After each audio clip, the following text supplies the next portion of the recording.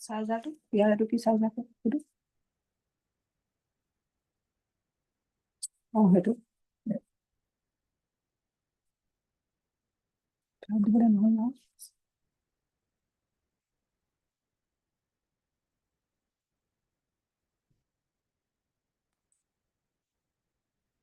কৰিব লাগিব এতিয়া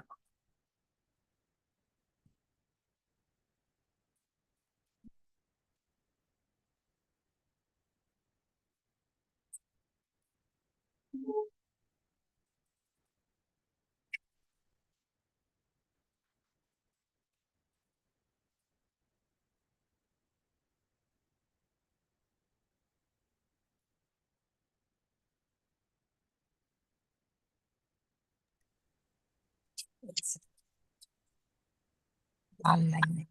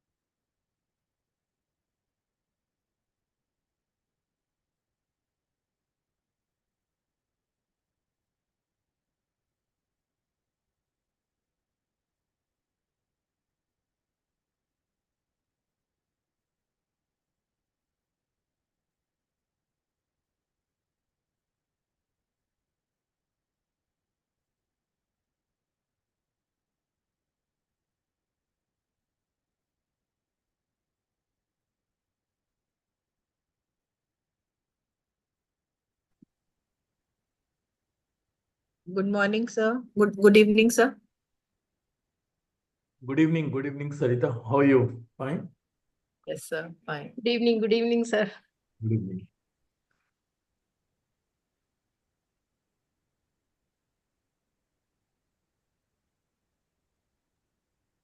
I think still the participants are joining. Yeah, still joining. Till now, 49, 49 have joined. Sir थोड़ा सा वेट करें या बिगिन कर दें? 2-3 मिनट वेट कर लेते हैं, पहला दिन है। Yes. 2-4 मिनट वेट कर लेते हैं।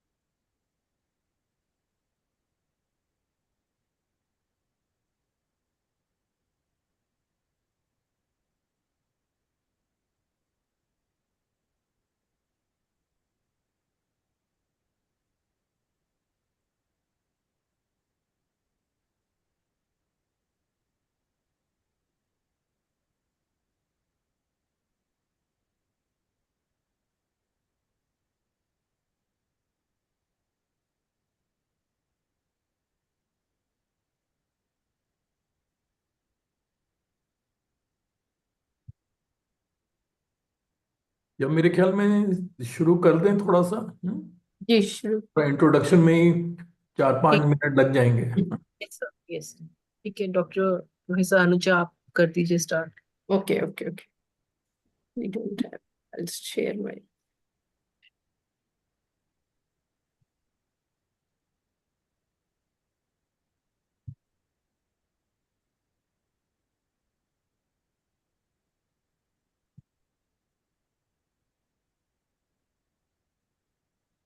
So, good evening, everyone.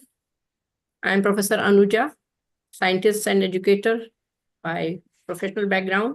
So, welcome you all on behalf of UGC Malviya Mission Teacher Training Center, GAD-MMTTC, formerly known as GAD-TLC. It's a center of UGC and Ministry of Education.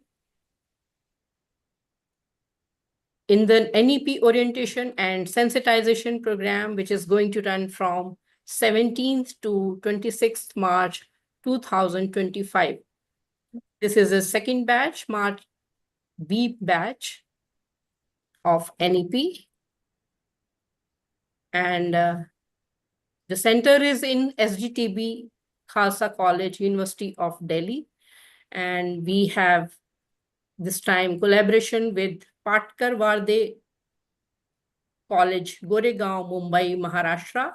I welcome all the participants also from there, and Principal Dr. Pratibha Gaikwad and CEO Dr. Mala Kharkar. Also, we have collaboration with Government Holkar Model Autonomous Science College, Indore, MP, and the principal is Dr. Anamika Jain. So we welcome all member of organizing team and participants from there also. So welcome again in NEP orientation and sensitization program. We have our coordinator, Professor Bimal Ral, who will be joining after 6 o'clock, and she will be giving you the details of this program, the features, and the introduction of the core team. So we are going to start now today's session with first session on higher education and society part 1 by Professor Dr. A.K. Bakshi, founder VC PDM University, Bahadurgarh, former Vice Chancellor UPRTOU Allahabad, and former Executive Director, Tertiary Education Commission, Mauritius. So it's my privilege to introduce to the participants our speaker's profile, Professor A.K. Bakshi sir.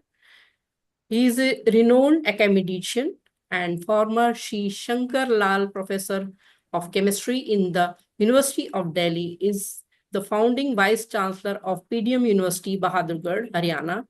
He has also been Executive Director of Tertiary Education Commission, Mauritius, a post for which he was selected through a global selection, and Vice Chancellor of UP Rajarshi Tandon Open University, Allahabad.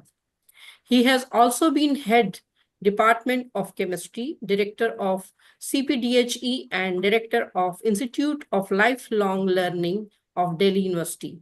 He has also been a visiting professor at CGSIP, University of Delhi.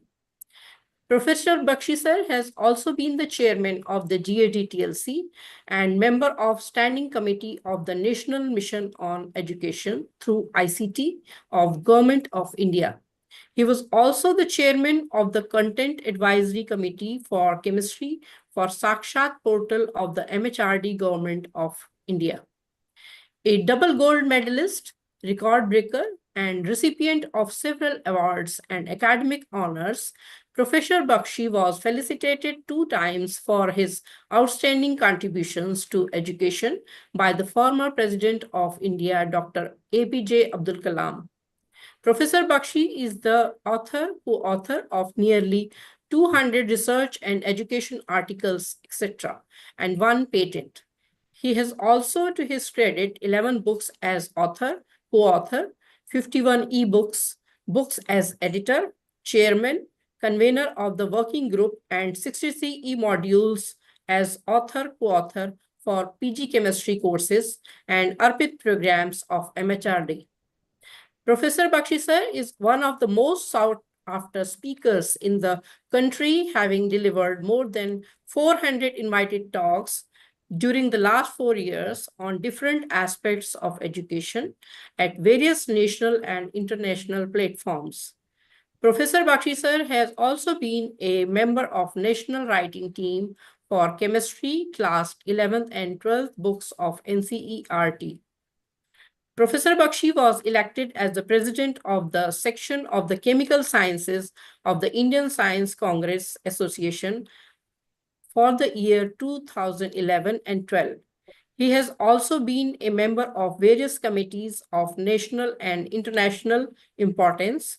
Professor Bakshi was also recently felicitated by the Union Minister Shrimati Smriti Jubin Irani for his outstanding contributions as chairman, GAD-TLC, in the professional development of teachers of the country. He is also one of the first persons from universities in India to have been selected as a member scientist of 3rd Indian Research Expedition of Antarctica.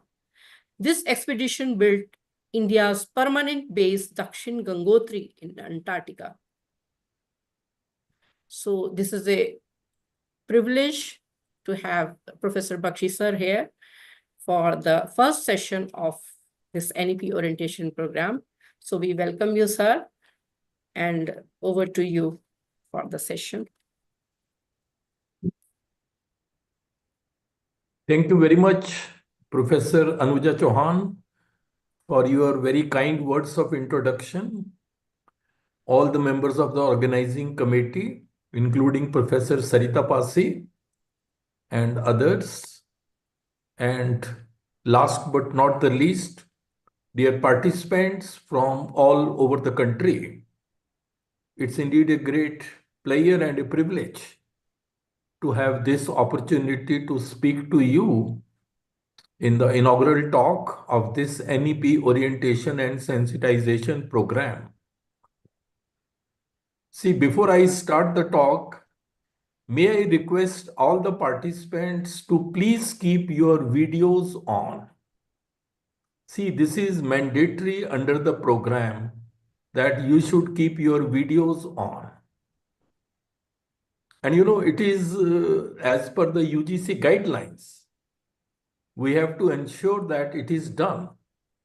So a small request to all of you, because it doesn't look nice to tell every time that you have to do it. Please kindly cooperate with us. Thank you very much.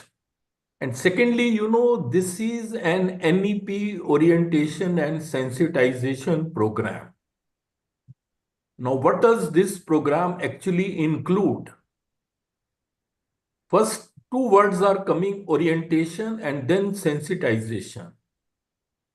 When we say NEP orientation, basically it means that with the new policy, what changes are going to come in the education system.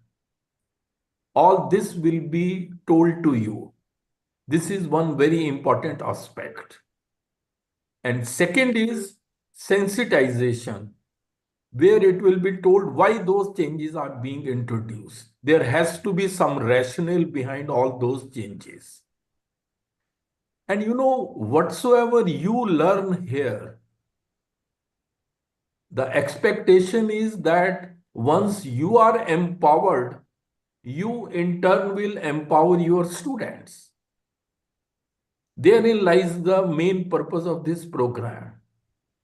Because in higher education, we have 4.33 crore students. We cannot conduct program for each one of them, but we have about 15 lakh teachers. And that is what we are doing. Various centers are doing this, empowering these 15 lakh teachers. So my request is attend to these programs very seriously, listen to each lecture, because we have very good resource persons, one of the best in the countries. You should try to learn and then try to come in time, attend from the very beginning, and then try to follow it. So these were small things, but I wanted to make it sure at the very beginning so that you please follow all these guidelines, because we have also been told to ensure that these guidelines are followed by our participants. Thank you for your cooperation. And now I come to the talk. And before I start my talk, let me share my screen.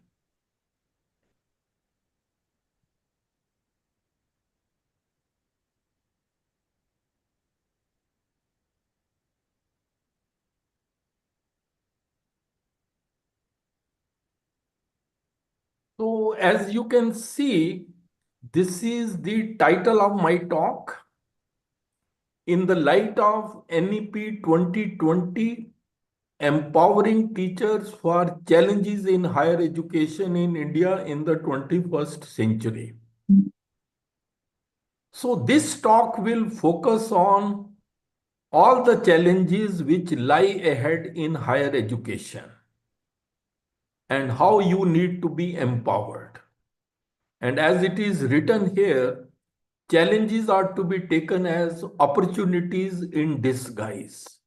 So this talk has to be viewed from that perspective, that these are the opportunities for you to grow.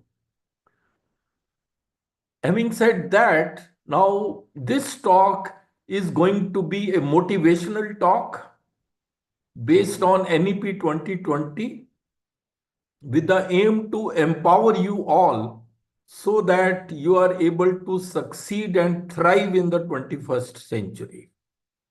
And believe you me, it is going to be a game changer for you.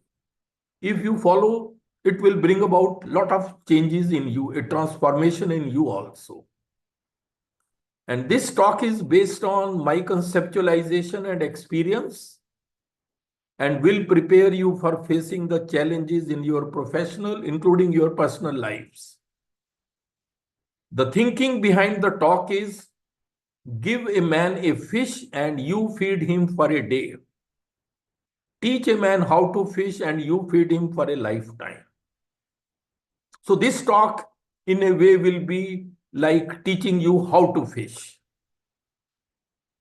Now this talk is in two parts. First part will be just an introductory part where I will just touch upon salient features of NEP 2020 and the traditional roles of teachers. See, when we say National Education Policy 2020, what is the spirit behind this policy? Why this policy has come? Please remember, it is an education policy. And education is relevant and of quality only when it is able to serve the needs of the changing society.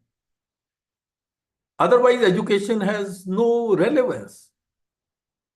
And the needs of the society are changing very fast.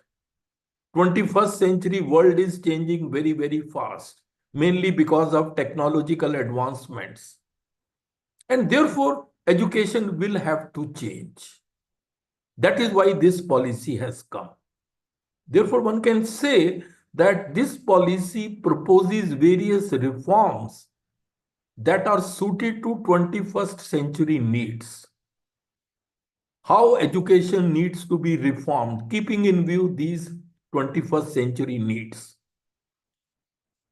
If you look at the document of NEP 2020, it's a visionary document which expresses the aspirations of the nation, and it aims at making India a global knowledge superpower. This is one aim, global knowledge superpower.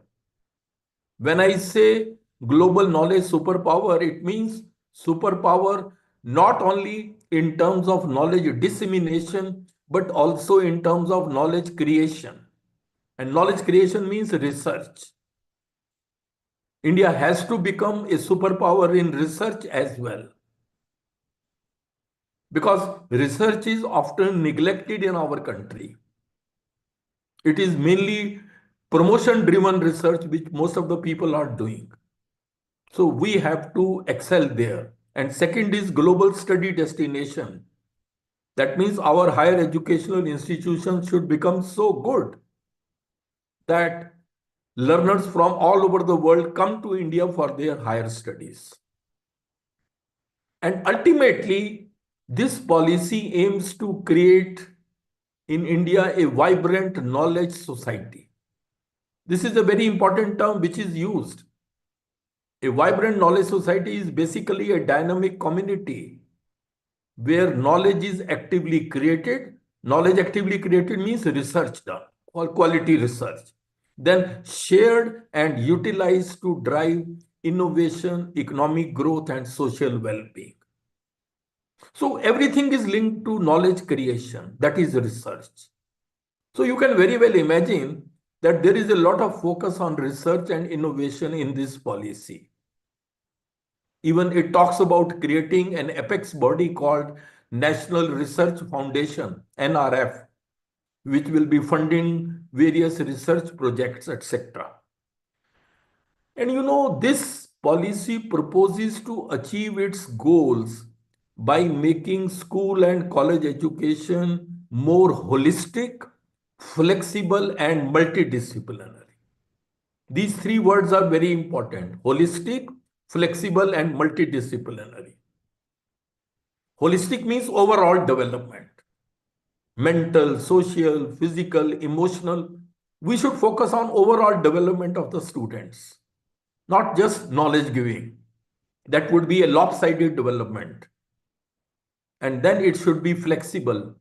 This policy talks about that. There are multiple entry and exit options. Then there is academic bank of credits, which allows you to leave a course in between and join back again. So all those possibilities exist. And then it is also multidisciplinary. We will talk about this aspect later on. So this is the meaning of holistic. Overall development, physical, emotional, mental, and social. And you know, there are 5 pillars of this policy. These are the pillars on which this policy is based. One is access. It aims to enhance access to higher education significantly. Currently, gross enrollment ratio in higher education is about 27-28%. The target set by this policy is 50% by 2035. So this is one major pillar of this. Make the reach of higher education possible for most of the people. Then quality is second aspect. Then equity. education needs to be imparted with equity, social justice, no discrimination. Then affordability is another aspect, and accountability. So these are the 5 pillars of National Education Policy 2020. And when I talk about equity, this is clear from this picture. On the right side, we have equity. We have to be fair, social justice, unlike equality, which is on the left side. And you know why I am focusing on empowering teachers? Why? Please remember, the quality of an education system can never exceed the quality of its teachers. So if you want to raise the quality of an education system, you must raise the competence level of the teachers. And that is what this talk is basically focusing on. And you know, once teachers are empowered, they in turn will empower their students. So indirectly, we are ultimately supporting student learning. And please remember, our greatest natural resource is the minds of our children who come to our classes. India is one of the youngest nations of the world. 50% population less than 25 years. 65% population less than 35 years. This is in contrast to the world where it is aging. World is aging population-wise. India is young. So we need to ready these young people for future challenges. And this can be done through education. To a great extent, responsibility rests with you, the teachers. So that, you know, we are able to reap this demographic dividend which we have. And please remember, students may be 25% of our population, but then they are 100% of our future. We have to give them the right type of education. Because, you know, a child miseducated is a child lost. This is a very important statement. Even if you are taking your classes very sincerely, you are completing syllabi, everything you are doing very sincerely. But the question comes, are you giving them the right type of education? When I say right type of education, means the education which the present day society needs. Are we giving them that education? If not, then we are miseducating them. And miseducation means we are losing our children. Therefore, you can very well understand how important it is to know what is the right type of education. So this was just a little, you know, touch upon the salient features of national education policy. Now, I will very briefly touch also upon the traditional roles of a teacher in higher education. What are the roles of a teacher in higher education? See, basically, these are the 3 major roles: teaching, learning, or doing research and guiding research, and then academic administration and management. And a teacher is expected to excel in all the 3 roles. And you know what I feel, based on my own experience, if you want to be an outstanding teacher or a researcher, you should have a very sound and deep knowledge in your discipline. You should be very good in practical skills wherever required. And you should have a lot of clarity of the concepts, and your teaching should reflect the amount of thinking you have done on the subject. That is sometimes missing. See, a teacher's role is not just to merely pass down the information. There should be a thinking behind what you say. And then you should have the passion to become an outstanding teacher or a researcher. And for an outstanding researcher, besides what I have said, you need to be an out-of-box thinker. Out-of-box thinker means coming out with new ideas. You should have an analytical mind. Then you should be innovative and creative. These are the things which are very important. Many of us lack these things. And then 4 C's. 4 C's means curiosity, creativity, courage, and commitment. These are must for being an outstanding researcher. And then both for outstanding teacher or a researcher, you should have excellent communication and presentation skills. Because the way you talk, that reflects the way you think. How logically and systematically you will speak, that will depend upon how logically and systematically you will think. So these skills are very important, because no one will take the pains to listen to your ideas until and unless your communication is effective and impressive. And for all of us, we are all teachers. You have to have excellent communication and presentation skills. And then if you are not, suppose you should practice. It is a skill. With practice, you can improve. And please remember, all the great speakers were bad speakers at first. But then they worked hard and they reached to the top. So this was the basic thing, very just introductory and traditional thing. Now we come to the main. What are going to be the challenges in the 21st century? See, first I will take the challenges of the present information age. We are living in an information age where you can get any information just by the click of a button. But this information age does pose many challenges. And these challenges are, this is an age of uncertainty with respect to jobs. See, the job landscape is changing very, very fast.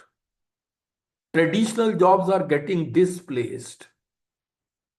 There is a future of jobs report published by the World Economic Forum, based on which you can say you are not sure where your students will be employed tomorrow. Maybe that those jobs are not existing at present. There is so much uncertainty with respect to jobs. Then this is an age of mass education. This is an age where more and more students over the next 30 years will graduate than since the beginning of the recorded history. Because all are trying to increase the gross enrollment ratio. Traditional jobs are becoming less. More students are coming out of colleges and universities. So what does it mean?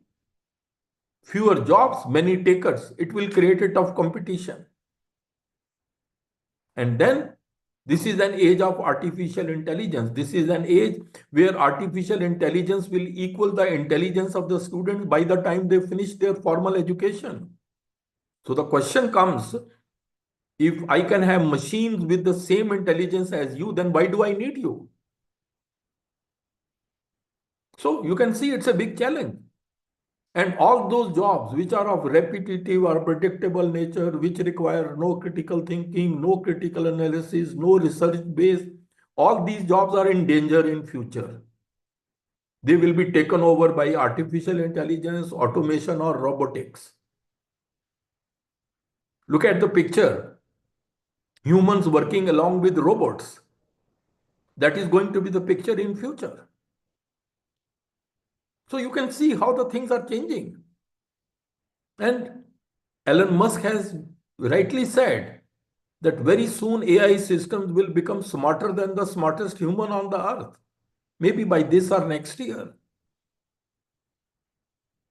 So, in the light of these challenges coming from information or digital age, the challenge before a teacher is going to be what to teach and how to teach, so that our children are successful in a future which is so uncertain.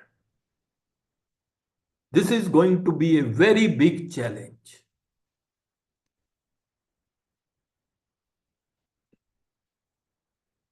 The second challenge is the Sustainable Development Goals. See, sustainable development is the burning issue in the world at present. What is sustainable development? Sustainable means something which can be maintained for a long period of time, keeping in view the future generations. And development means progress or economic development. So sustainable development is the development which can be maintained for a long period of time. But why there is so much concern? Why people are worried that this development cannot be maintained for a long period of time? What is the worry about? Worry is about these things. Population is exploding very fast. Currently, we have about 8 billion people in the world. By 2050, we will have 9.7 billion people. Then it will lead to fast depletion of resources, food, minerals, all will be in short supply because of the pressure of the population. Water scarcity is going to be a big issue in the world. By 2025, FAO report says 1.8 billion people will face acute water scarcity.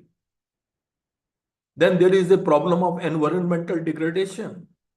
You know how our environment is getting degraded. And then climate change, rising sea level, increase in atmospheric temperature. All these are the issues of concern for sustainable development.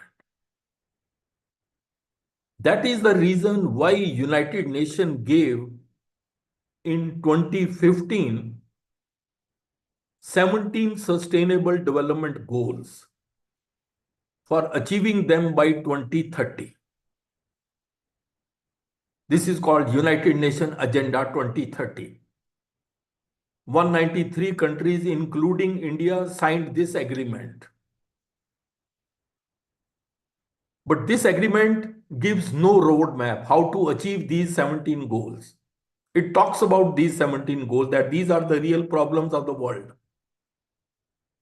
But why no roadmap was given? Because, world is full of diversity. Nature of the problem varies from region to region. A solution which is applicable in one region may not be applicable elsewhere. But these 17 goals, you can see these are the 17 goals. No poverty, then zero hunger, then good health, quality education, gender equality, etc. If you examine them minutely, you will see that these are the real world problems which humanity faces. And in order to solve these problems, you need knowledge of several different disciplines. For example, look at climate change. If you want to approach the problem of climate change, you need knowledge of climatology, political science, economics, green technologies, sociology, etc. That is the reason why people are talking about multidisciplinary education. Because multidisciplinary education allows students to gain a deeper understanding of the subject matter through the lens of different disciplines. On paper, it looks very good that you look at one problem through the lens of different discipline, but how effectively it will be implemented, that involves many challenges in itself. And then, one of the goals out of these 17 goals, goal number 4 is quality education, which says ensure inclusive and equitable quality education and promote lifelong learning opportunities for all. And these terms come here: inclusive, equitable, quality, lifelong learning, etc.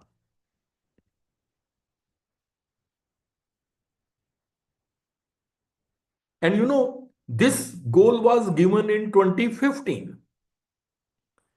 Our national education policy came in 2020. And if you minutely examine, various provisions of our NEP 2020 are basically based on this goal.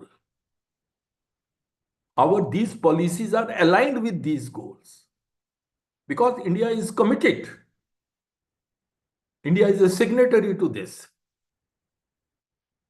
And now from this year, as you must be aware of, in NIRF ranking from this year, sustainability has been introduced as an additional criteria in ranking so that people become aware of what this sustainability issue is. They should make their college or their university campus a sustainable unit to the extent possible. Organize various workshops, seminars to create awareness about sustainable development issues. So you can very well understand the importance of this. And you know why this I am introducing here as a challenge? Because higher education can play a very important role in achieving these goals. The various types of research we need to do can be tailored to solve these world problems. Now I come to the third challenge. Third challenge is, what are 21st century learning needs? See, now a question could arise in your mind. What should a student learn in the 21st century in this changing scenario? See, it is now very widely believed that in the 21st century, if you want to excel, you need at least these two things. One is rigorous academic content, very good subject-wise, you should be perfect, very good in your own discipline. And second is 21st century skills. Taken together, this will lead to deeper learning. Now, what are 21st century skills?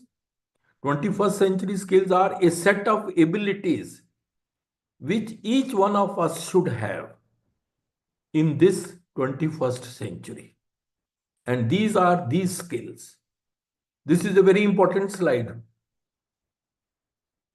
These 21st century skills will make students competitive in the fast changing job market. These come under three categories, as you can see. One is learning skills, critical thinking, creativity, collaboration, and communication, 4 C's. Then is the literacy skills, information literacy, media literacy, technology literacy, IMT, and then life skills, flexibility, leadership, initiative, productivity, and social skills.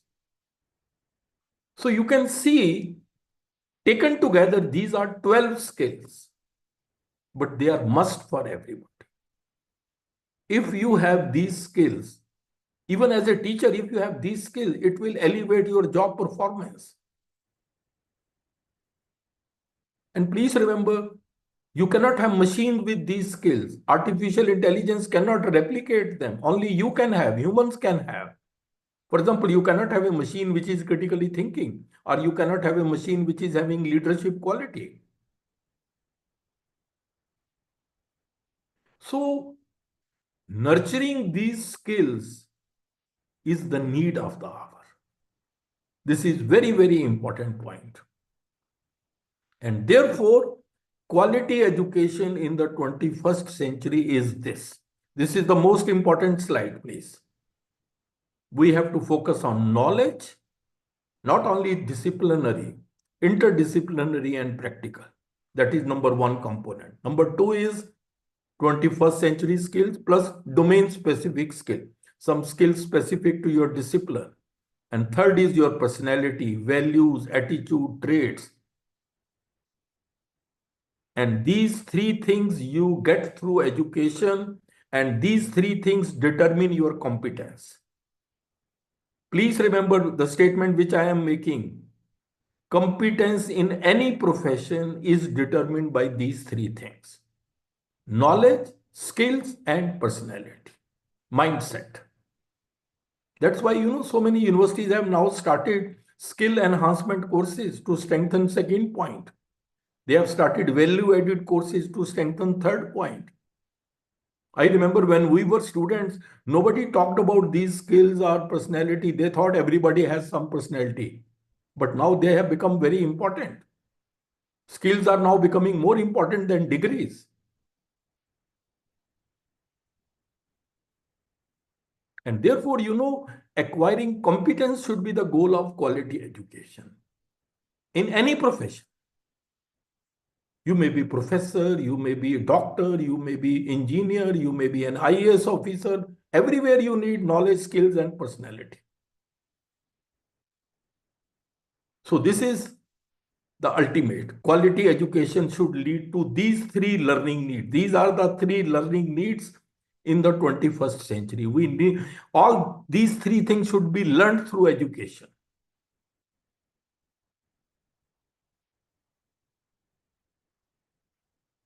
So fourth challenge is that in India, we need creative and innovative minds. See, in India, there is a crisis of innovation and creativity. Look at this. No Indian scientist working in India has been able to get Nobel Prize after 1930.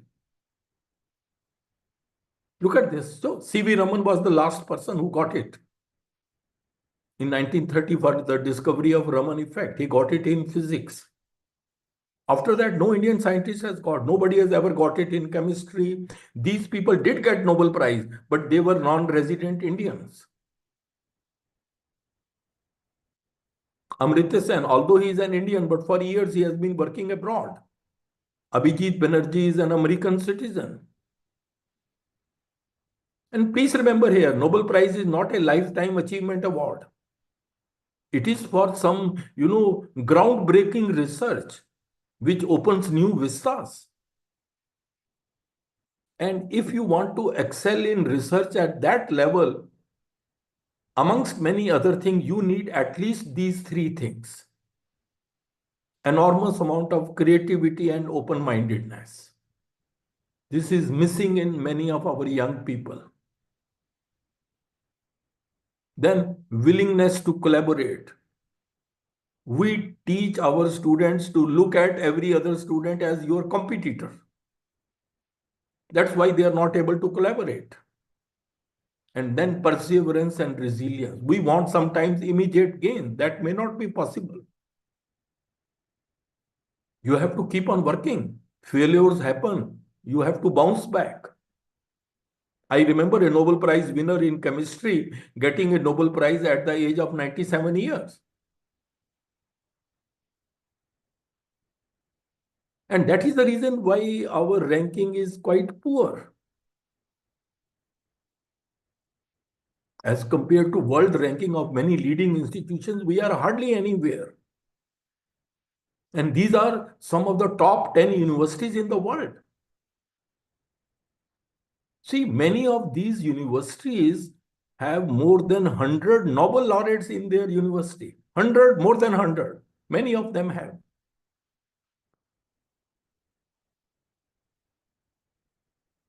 Harvard has, for example, 150 or more Nobel laureates.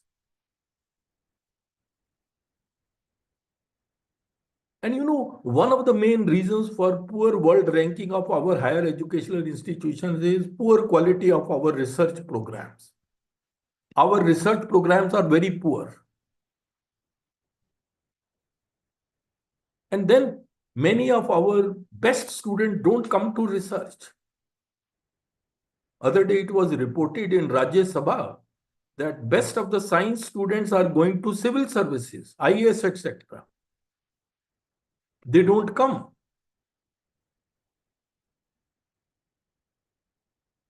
So you can see the problem is there. So why we are lacking in quality research? One may ask the question.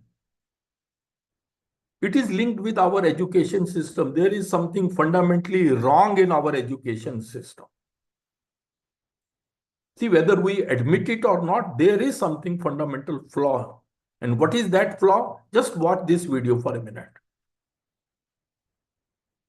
For decades, people have been finding hundreds of flaws in the education system.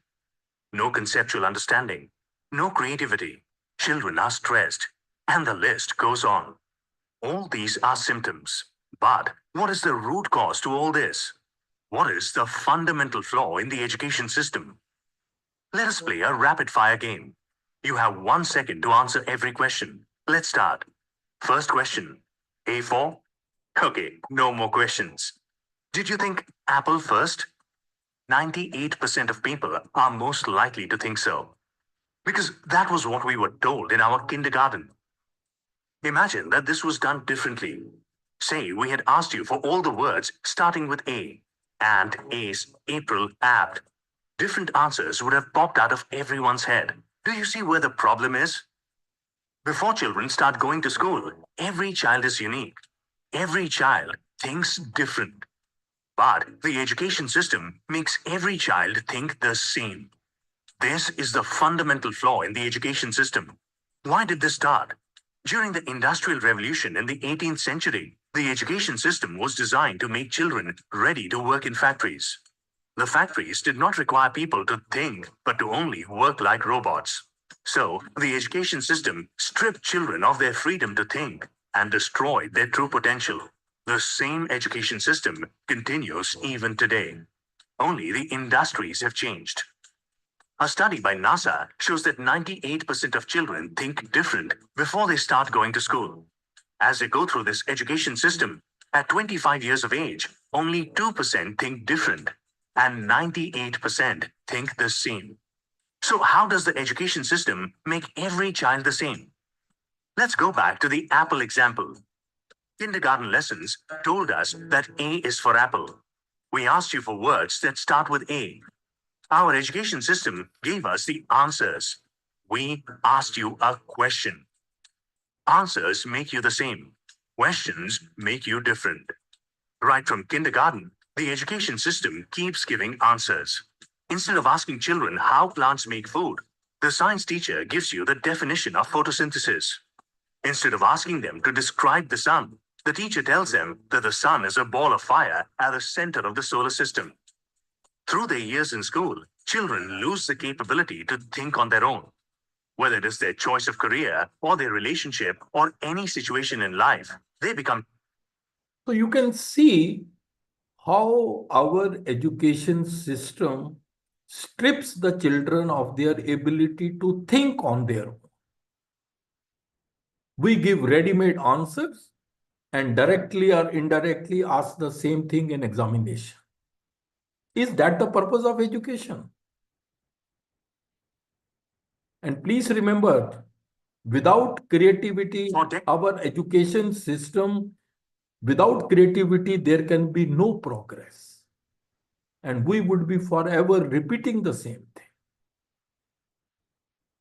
Our education system is outdated, does not encourage thinking, innovation, and creativity amongst the students. And creativity is the need of the hour.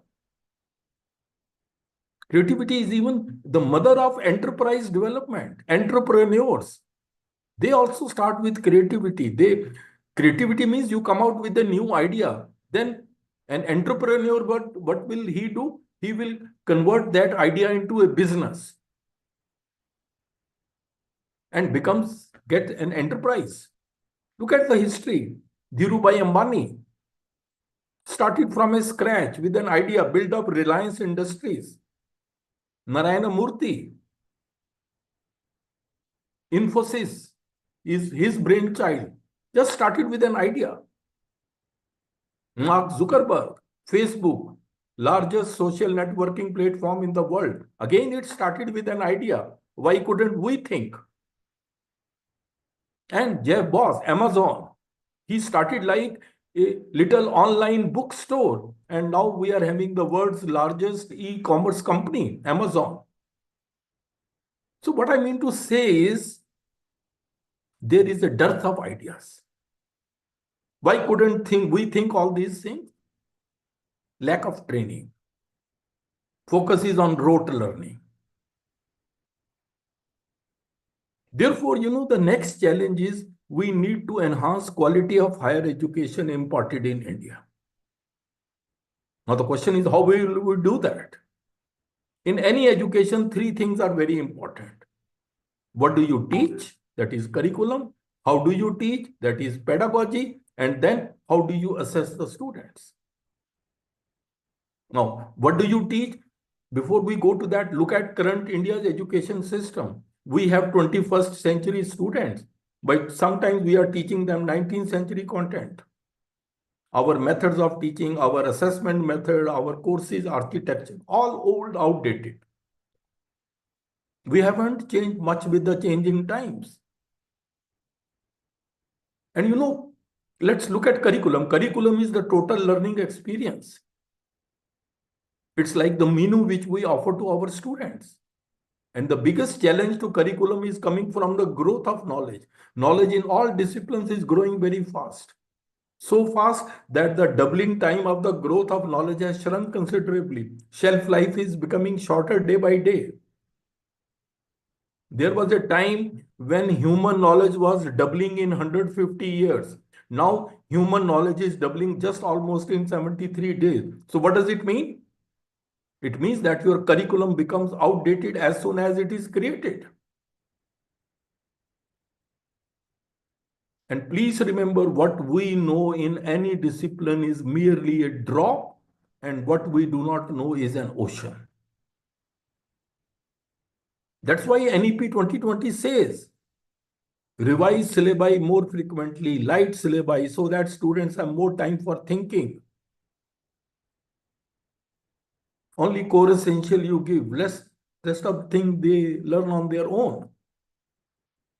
Outdated syllabi which we have, they increase the gap between what is learned and what should be learned. And students are not to be blamed. They will learn what you will teach them. And this also, outdated syllabi affect the quality of research. One of the main reasons why we could not become leaders in many fields and are still, followers is this outdated syllabi. You have not been exposed to where the world is. You are being taught old things. See, Professor C.N. Rao, Bharat Ratna scientist, he says 90% of the universities in India have outdated curriculum. Time has come when we need to have skill-based and industry-led curriculum. World is shifting towards skill-based economy. Focus will be more on practical knowledge and hands-on experience rather than theoretical knowledge. Skills have become so important that it is now said future belongs to those who learn more and more skills and combine them in creative ways. Then the second component is pedagogy. How do we teach? Pedagogy means art and science of teaching. And we still follow the traditional talk and chalk method. These are some of the limitations. Teacher-centric approach, mainly a monologue. Many complex concepts cannot be explained on the board. Then this presumes that all students learn in identical fashion. That may be wrong. Some may be slow learners, some may be fast learners, some may be average learners. You can't solve many problems in the class due to the paucity of time. All these are the limitations. And then this method focuses more on examination, rote learning, and scoring high marks. This is a big problem in our education system. Look at this. This is today's reality. Nobody wants to learn concepts in any discipline. They want just 90+ marks. Irony of our country is that focus is more on well-filled mind rather than on well-formed mind. We keep on filling the minds of young people with more and more knowledge, information. What actually we need is a well-formed mind, which comes out of thinking, innovation, creativity. And please remember, era of rote learning is over. Real education is that which transforms the learner, just as a seed gets transformed to plant to tree, like that. Individuals' transformation should occur. That is why, these days people are now talking about learner-centric education, outcome-based education. Because the focus is now going to be on learning rather than on teaching. And the thinking is students will learn best when they are engrossed in the topic, motivated to seek out new knowledge and skills because they need them to solve the problems at hand.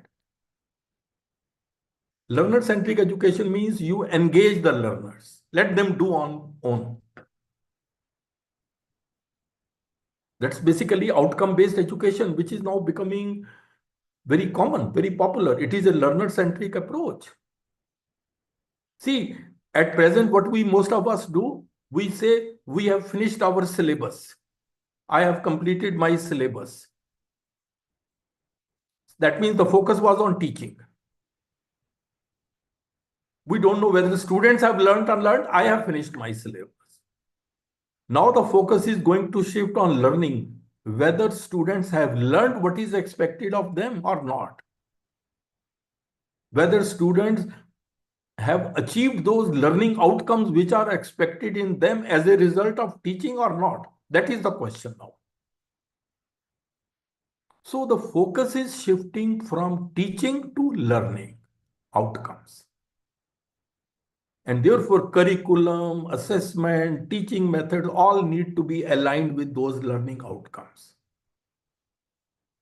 This is the key thinking. Although there can be full lectures on that, but just one slide I introduced. Our education should produce capable individuals, not just graduates who can do nothing. Capable is very important. Then learning is more important than teaching. Then you may follow flexible method to teach, but outcomes should be acquired by the students. And then assessment, the way you conduct exam should measure application ability and not memorization. These are the key thinking behind outcome-based education. And there are many learner-centric methods which are becoming very popular. Problem-based learning, project-based learning, case studies, flipped classroom, collaborative learning, internship, UG research program. In all of them, learners do everything. They are engaged. Teacher is just facilitator. Teacher is like a coach. And in learner-centric education, learners will become active, highly independent, and creative thinker because they would have done everything with their own hands. In talk and talk method, they are just passive listener. Teacher is speaking and they are listening. Look at these universities, Harvard, Stanford, Wharton, leading universities of the world. In all of them, focus is more on case studies, experiential learning, project-based, problem-based, very little focus on lecture-based learning. And in our country, we focus more on lecture-based learning. That's why it is said, if we teach today's student as we taught yesterday's, we are going to rob them of tomorrow. Teachers will have to change with the changing times. This was my article in Times of India's Education Times, the creativity crisis in the Indian education system. This is about flipped classroom. And third is assessment. Even new education policy says we need to transform the culture of assessment because assessment drives learning. The way you will assess your student, they will start learning in that way. So that can be a good way to enhance the quality of education in the country. Because if you look at our examination system, it is justly rote-based, mainly about one textbook, content definition given there only.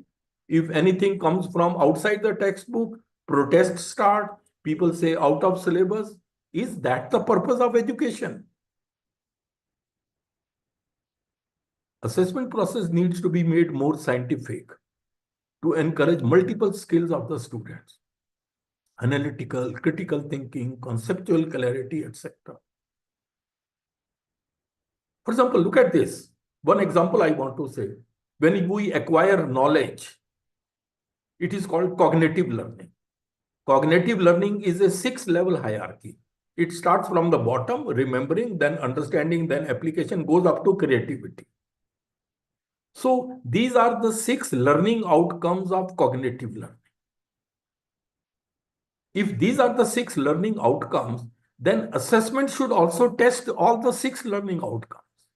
In assessment, we test only remembering, understanding, and little bit application. Beyond that, we do not go. Higher order thinking skills are never tested. Focus is only on lower order thinking. That is the problem why we are And in this, you teachers can play a very important role. That is why I have put it in challenge. Your competence, your creativity matters the most.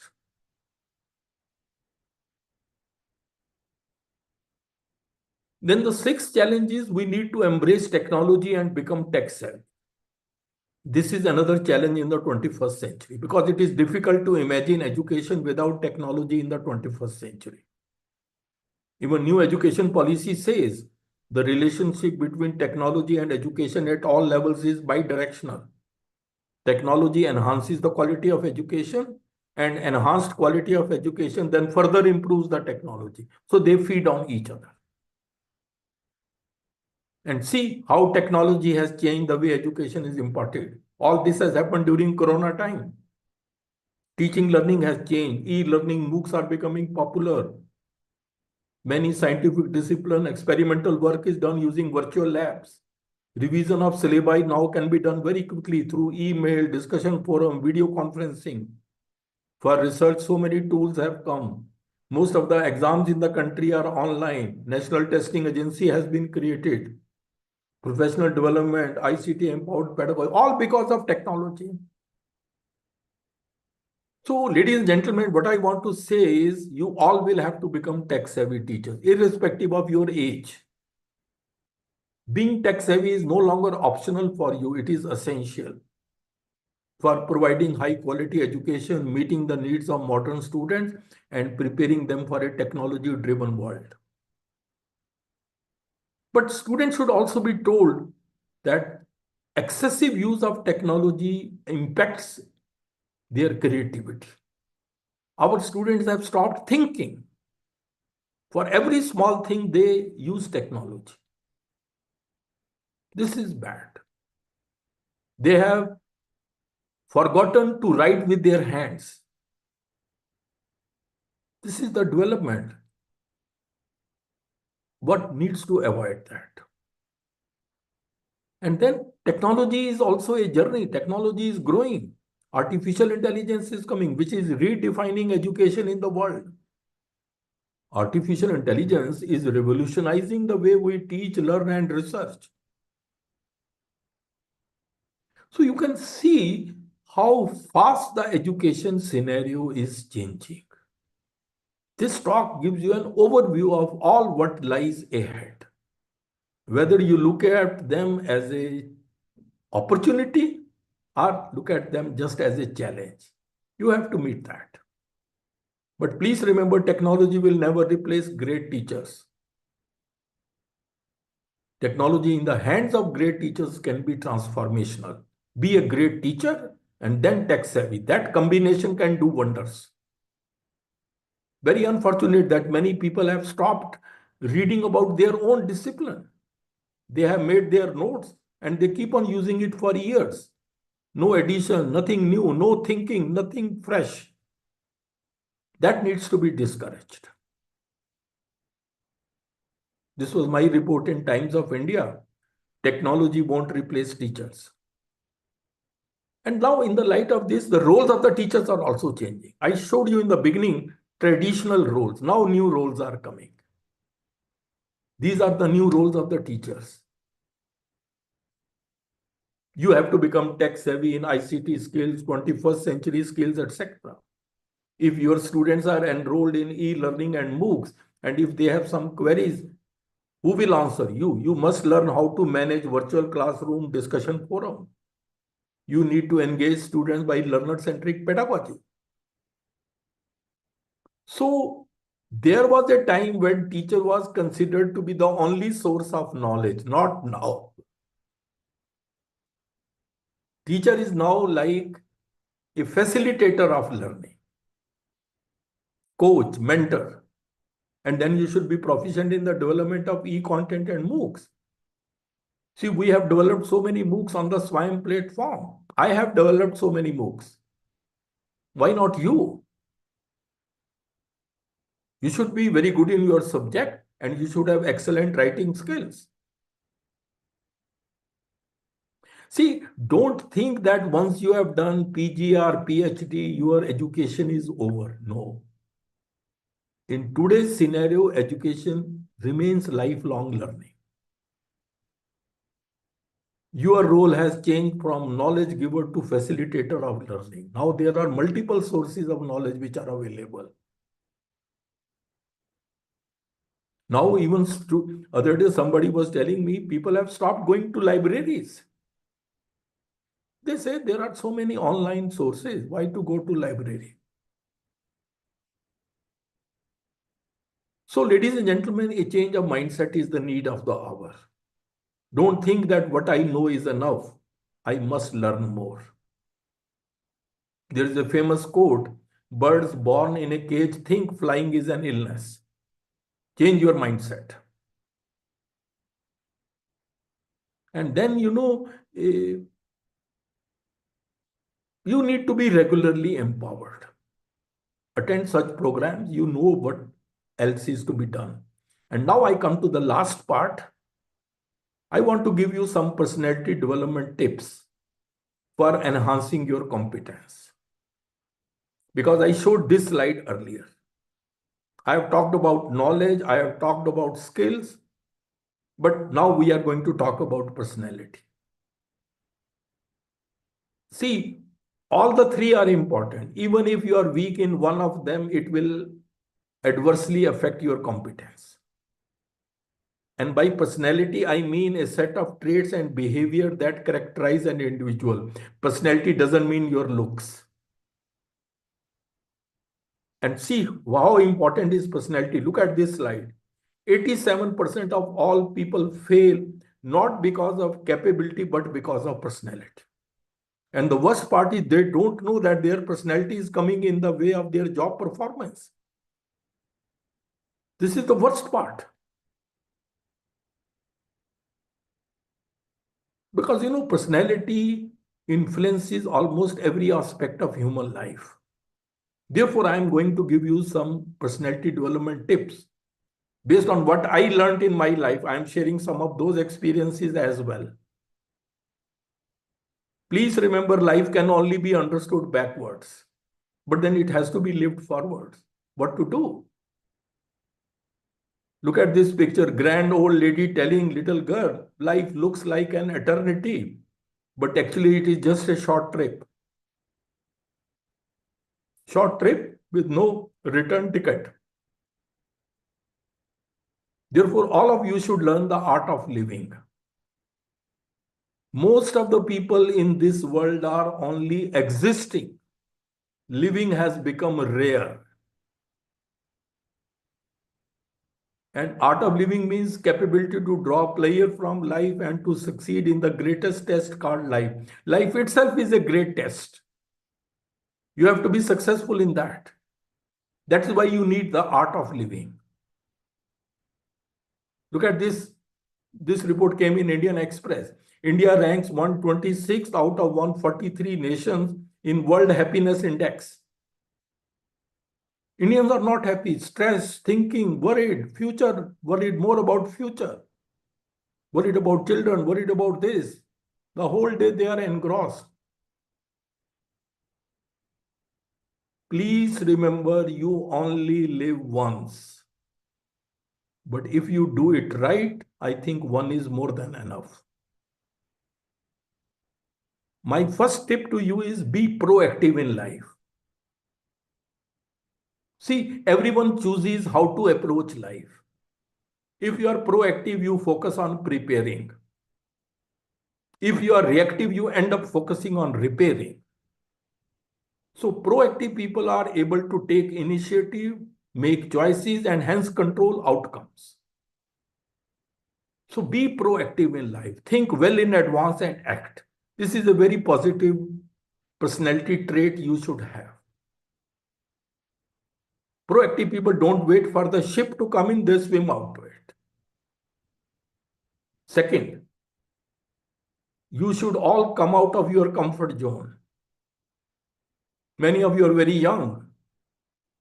Please remember, life begins at the end of your comfort zone. It's only after you have stepped out of your comfort zone that you begin to change, grow, and transform. Many people think, oh, I'm getting good salary.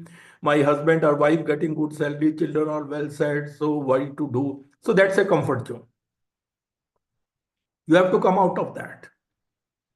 And then work hard very sensibly. I am using the word sensibly. I know most of you must be very hardworking, but sensible is very important. Sensible means direction is more important than speed. In what direction you are working. Plan your career very well. Nobody else will do it for you. Manage your career very well. At one stage in the life, you will regret. Of course, you are free to choose any direction, no doubt. But then you will not be free from the consequences of your choice. Choose your direction very carefully, work hard in that direction, and then leave it. Then life is a process. No one rises suddenly in the world, not even the sun. Only thing is you have to be persistent and have a never give up attitude. And then self-belief is another quality you should have. Look at the quote. A bird sitting on a tree is never afraid of the branch breaking because her trust is not in the branch but in her own wings. That is the confidence you should have. Because, you know, millions of people may believe in you, but nothing will happen if you don't believe in yourself. Self-confidence is the biggest accessory you can have. It will not give you success. It may not give you success, but it will give you power to face the challenges of life. Then self-discipline is another. I think this is the most important thing. Self-discipline means mastery over your thoughts. We are always thinking something. If you can control what you think, you can always control what you do. Because there is nothing in this world that can trouble you more than your thoughts. On an average, a person thinks 7,000 thoughts a day. Cages are not made of iron, they are made of thoughts. Therefore, if you can learn self-control, you can master anything. See, brain is an organ. Inside the brain, mind is like a software. Through practice, through training, you can control it. And then it will also prepare you for adverse situation where you need to be mentally very tough. That self-control will prepare you for that also. Then be positive and honest in life. You don't need to proclaim to the world that you are positive and honest. Nobody bothers. It's for your own consumption. Always have positive thinking. Because positive thinkers will have a solution for every problem and negative thinkers will have a problem for every solution.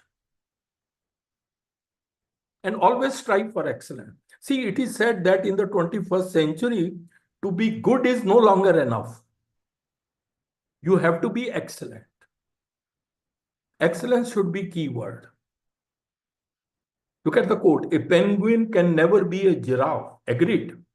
So try to be the best penguin you can be. Any line you choose. Teacher, outstanding teacher. Researcher, outstanding. See, every line needs top people. Tell me the line where top people are not respected. Mediocrity will not work much. Then overcome the fear of failure. This is a common problem in young people. We may not fail. Please remember, look at this, what Bill Gates once said. If you are afraid of failure, then you don't deserve to be successful. Failures are the pillars of success, depending on how you take them. Fail is first attempt in learning.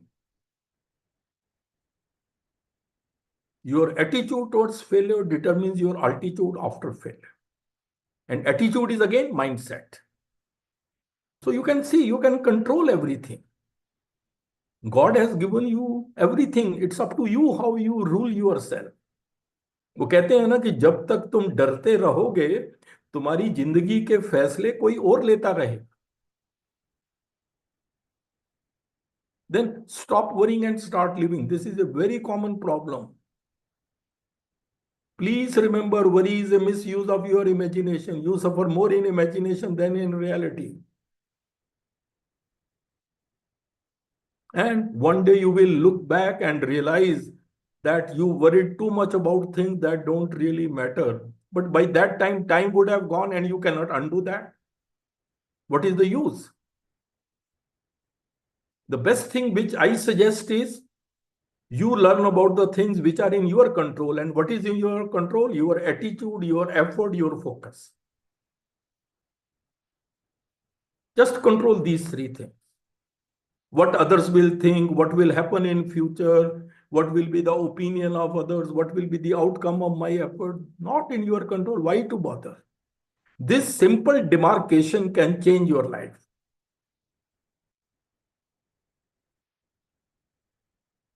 And you know, mental peace will come to you when you realize that everything that is out of control should also be out of your mind also. Then you will be at mental peace. And then take risks in life also. Sometimes you need to lose small battles in order to win the war. No problem. Take risk, be courageous. And one more thing, create a sense of urgency in your life. See, if you give yourself 30 days to clean your home, it will take you 30 days. But if you give yourself 4 hours, 3 hours, it will take you 3 hours. Work always expands according to the time available. The same thing applies to your goal, your ambition, your potential. You can create a new life for yourself by creating some urgency in your current life. Set deadlines, goals. Otherwise, you know, work will always expand according to the time available and you will never complete it. Set deadlines. And control anger. Everybody gets angry. No problem. But whenever you get angry, think of this slide. The fire of anger burns you first. If you are ready, then it's okay. And never say mean words out of anger because your anger will pass. But your mean words can scare a person for life. Use either kind words or be silent. See, remaining silent when angry requires tremendous strength. Otherwise, you will have to repent many a times in your life. And one more thing you should remember, psychology says, whenever you are angry, there is some fear in your mind. Beneath anger, there always lies some fear. So time management is life management. This everybody knows, but hardly anybody practices. Manage your time. If you are today 40-year-old, all 40-year-old people have got the same time. The secret to success is how they managed it. Try to maximize your performance in the shortest time. वो अमिताभ का coat है ना, कल खो दिया आज के लिए, आज खो दिया कल के लिए, कभी जी ना सके हम आज के लिए, बीत रही है जिंदगी कल आज और कल के लिए. That's how the whole life will pass. Please remember, every day is once in a lifetime. And every day is also the first day of the rest of your life. Therefore, invest your time, don't spend it. वो एक बड़ा अच्छा coat है, बंदी हैं हाथ पर सबके घड़ियां मगर पकड़ में किसी के एक लम्हा भी नहीं. And you know, time spares no one. वो कहते हैं ना कि जिंदगी बहुत कुछ देकर भी किसी ना किसी चीज के लिए फकीर बनाए रखती है. Time spares no one. Look at just this small song. समय की धारा में धारा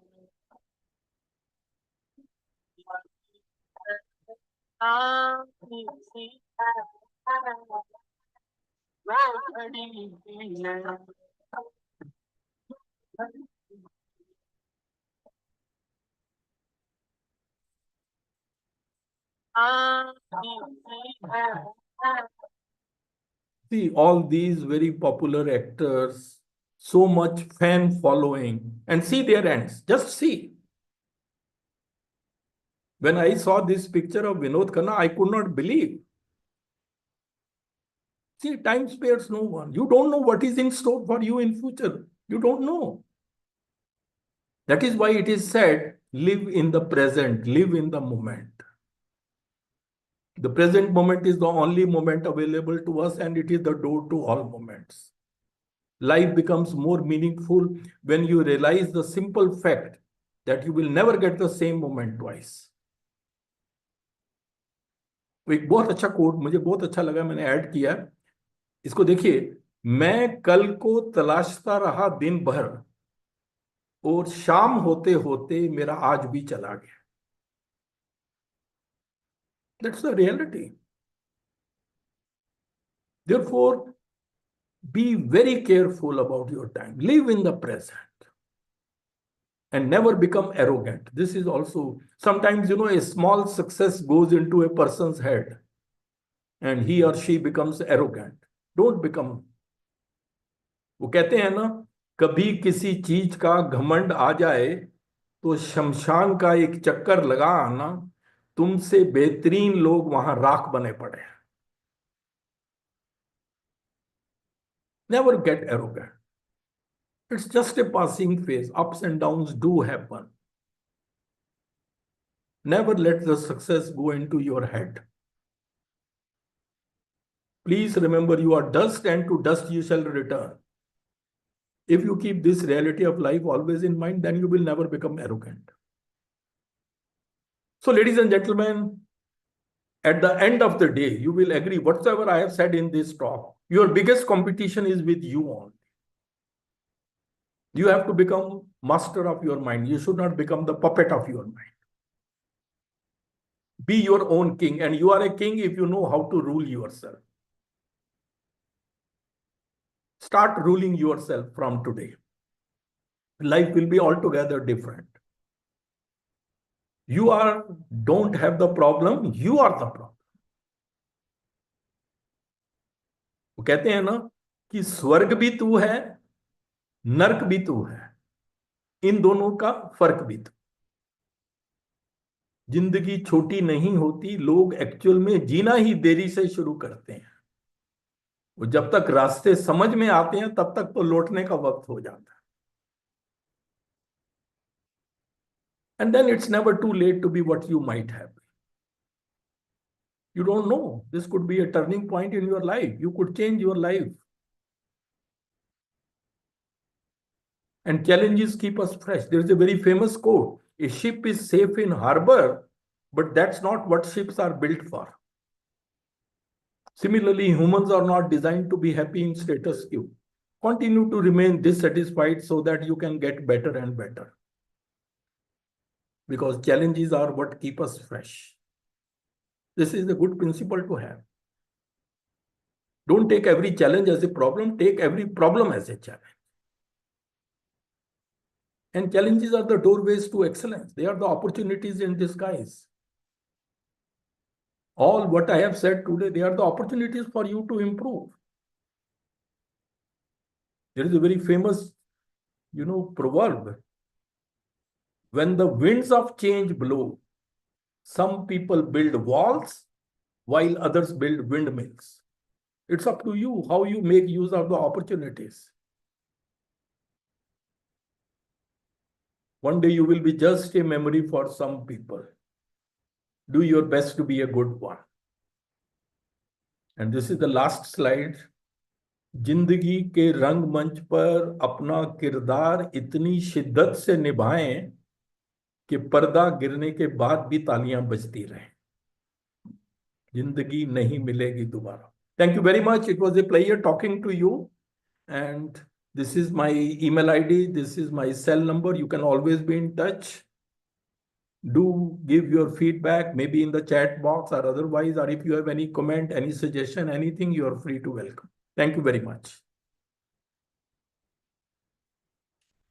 Thank you, sir.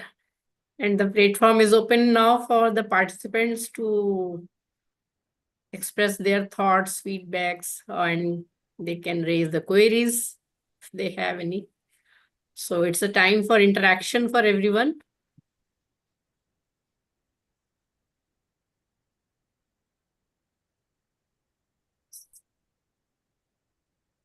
Good evening, sir. Yes. Who is speaking? Vinod Rathore? My name is Vinod Rathore, Government Holkar Science College, Indore. Yes. Madhya Pradesh. Sir, मेरे question है, जैसे आपने 193 देशों के लिए 17 पॉइंट एजेंडे में बताए हैं, और उसमें अगर हम हमारे मतलब इंडियन एजुकेशन सिस्टम की बात करें, तो हमारे यहाँ अगर उसका स्तर देखें, अगर नर्सरी से हायर एजुकेशन तक, मतलब नर्सरी टू हायर सेकेंडरी में ही देखें, तो हमारे यहाँ तो 3-4 प्लेटफॉर्म अलग अलग हैं। और गरीबी का लेवल ऐसा है कि कुछ बच्चे ऐसे हैं जो 60% बच्चे हैं जिन्हें वेल एजुकेशन नहीं मिल पाती, या तो वो सरकारी स्कूल में पढ़ते हैं या उनके माँ बाप जो है किसी प्राइवेट स्कूल में दाखिला करवाते हैं। वहां भी वो टीचर जो है प्राइवेट में भी उनके नाम पर, जो एजुकेशन के नाम पर लूट ही चल रही है। पता चले एक टीचर जो है वो बीएससी बीएड दिखा रहे हैं, पर वो है नहीं वहाँ। और 10% एजुकेशन सिस्टम स्कूल ऐसे हैं जो हायर लेवल के हैं, और बाकी जो है वो जो एजुकेशन का गैप हो वो ज्यादा है। तो हमारे जो स्किल डेवलपमेंट या क्रिएटिविटी की बात आती है, तो वहाँ जो एजुकेशन का डिस्ट्रीब्यूशन हो रहा है वो बहुत अलग तरीके का हो रहा है। तो ये कैसे संभव होगा? नहीं, फिर आपका क्वेश्चन क्या है? सर यही है कि वो न्यू एजुकेशन पॉलिसी जो अभी आप जैसे क्रिएटिविटी और स्किल डेवलपमेंट और इनका है, तो जो एजुकेशन में जो डिस्ट्रीब्यूशन है वो बहुत ज्यादा देखिए, ये डिफरेंट है। जो चीजें आप बता रहे हैं ये तो सभी को पता है कि हमारे एजुकेशन सिस्टम में बहुत डिस्पैरिटीज हैं। कई जी सर। बहुत लीडिंग इंस्टीट्यूशंस भी हैं और कई ऐसे इंस्टीट्यूशन हैं जहाँ टीचर्स की बहुत जबरदस्त कमी है, वहाँ पढ़ाने वाला कोई नहीं। स्कूल ऐसे हैं जो कि एक टीचर से चल रहे हैं। ये सारी बातें हम बिल्कुल मानते हैं और सबको जी पता है कि ये हो रहा है। लेकिन टू द एक्सटेंट ये पॉसिबल हो, हमें अपना काम, जो जो चीजें मैंने बताई हैं, जितना हम कर सकें, जी जी। हम इसलिए ना करें क्योंकि बाकी कई हैं ये वहां नहीं होता, तो हम भी क्यों करें? So whatsoever is possible for us, we should try to do that. जी sir. We should not wait for others to be empowered first before we start it. That should not happen. हमें ये देखना है कि मैं इस college में हूं, मैं अपने कॉलेज में अपना रोल अच्छी तरह से कर रहा हूं कि नहीं। That is your, you be the change which you want to see in the world. Don't wait for the others to change before you will change yourself. That should not happen. That is my message to you. Okay And slowly देखते देखते देखिए चीजें अपने आप बदल जाएंगी। एक time होता था जब मोबाइल गिने चुने लोगों के पास होता था, आजकल गिने चुने लोग हैं जिनके पास मोबाइल नहीं होता। कितना कुछ बदल गया। जब टाइपराइटर होता था, कंप्यूटर आए थे, तो लोग कहते थे जॉब का क्या होगा, अब सब तरफ कंप्यूटर। तो लोग जैसे जैसे चीजों में अवेयरनेस फैलेगी, चीजें अपने आप बदलेगी। हमारा होना चाहिए कि हम किस इंस्टीट्यूशन में हैं, हमारे क्या गोल हैं, हमें उनको ऑनेस्टली और सिंसियरली फॉलो कर। Okay sir. तो जितना गाइड, और आपने वो जो 17 गोल बताए, आप अपने बच्चों के लिए वर्कशॉप करें, उनको बताइए कि दी सस्टेन। अब छोटी सी चीज देखिए, 2022 में प्लास्टिक को बैन किया गया। दिल्ली में भी देखो प्लास्टिक बैन था। थोड़े दिन तो बड़ा यस। उसका असर रहा, उसके बाद सब लोगों ने उसको फिर शुरू कर दिया यूज करना। तो ये एक, हमें भी तो अपना एक लाइफस्टाइल को बदलना पड़ेगा ना, एज पर the yes. Needs of the time. हम सिर्फ अपने आप को बदलें, यही सबसे बड़ी चीज है, rather than waiting for the others. Anyway, good question, thank you Vinod. Thank आप यू किस सर। सब्जेक्ट से थैंक यू हैं? Sir. Physics. Physics, okay, thank you very much. Thank you Good sir. evening, everyone. Good evening, sir. Evening, हाँ, we welcome Professor Vimal. She has joined. We were waiting since the Good beginning. evening, please, everyone. Yeah. So, meanwhile, we can take one or two questions more if somebody wants to say. Then we can proceed. anybody to anything? Thanks for all the comments in the chat box. Thank you very much. Yeah, there are so many thanks are there. Rahul Marathe, you want to say something? Yeah, not a question, but they are expressing their gratitude and हाँ मैं ये बात मुझे सबसे ज्यादा बेहतर लगी madam. जी hello, क्या मेरी जी आवाज जी सुनाई दे जी रही है? जी सुनाई दे रही है। सर की ये बात सबसे मुझे अच्छी लगी मैडम कि पूरे लेक्चर में सर का एक अध्यापकों के प्रति पॉजिटिव एटीट्यूड था और एनईपी के निगेटिव साइन को या निगेटिव शेड को नहीं बल्कि पॉजिटिव शेड को बता दिया। और इसके साथ एक और बात जोड़ दी उन्होंने जो पर्सनैलिटी डेवलपमेंट की थी। अक्सर इसके बारे में गंभीरता से सोचा नहीं जाता, अध्यापकों को भी चाहिए इसी तरह से सारे के सारे स्किल्स को डेवलप करते चले जाएं ताकि एक रोल मॉडल के तौर पर छात्रों के सामने भी उभर कर चले आए। इसके लिए शुक्रिया है सर का। नहीं नहीं देखिए सही देखिए, मैं तो कई बार फील करता हूँ कि ये जो पर्सनैलिटी डेवलपमेंट के ट्रेड्स हैं, जो चीजें हैं, ये तो स्कूल लेवल से ही बच्चों में इनकलकेट होनी चाहिए। सही है सर। भाई आप बाकी कुछ बनो ना बनो, एक अच्छा ह्यूमन बीइंग तो बनो ना। वो एक बहुत जरूरी, वही मिसिंग है हमारी आज की दुनिया में। बताइए कौन सा रिलीजन है जो आपको ये नहीं सिखाता कि आप एक अच्छे ह्यूमन बीइंग, और अच्छे ह्यूमन बीइंग की क्वालिटी सब रिलीजन में एक जैसी। सच है सर। वही हम बिल्कुल इग्नोर होता है और उसके ऊपर कोई एम्फेसिस ही नहीं करता। तभी तो सोसाइटी में भी प्रॉब्लम तभी आ जाते हैं। बच्चों को हम पढ़ाते ही नहीं, बच्चों को किताबों पे जोर, एग्जाम पे जोर, रटने पे जोर, बाकी चीजें जो कॉन्फिडेंस क्वालिटीज जो जो मैंने बताई हैं, जो कि बच्चे अपनी पर्सनैलिटी को ओवरकम करें और कल बाकियों के लिए भी एक रोल मॉडल साबित हो। एटलीस्ट मैंने अपनी पूरी एजुकेशन में कहीं नहीं देखा कि हमें एजुकेशन में ये सारी चीजें पढ़ाई, कभी नहीं कोई पढ़ाता। पेरेंट्स कभी कभी बता दें तो बता दें, अदरवाइज फॉर्मल एजुकेशन में तो कोई बात ही नहीं करता। नहीं करता। तभी तो वो सोसाइटी के प्रॉब्लम भी इस वजह से हैं।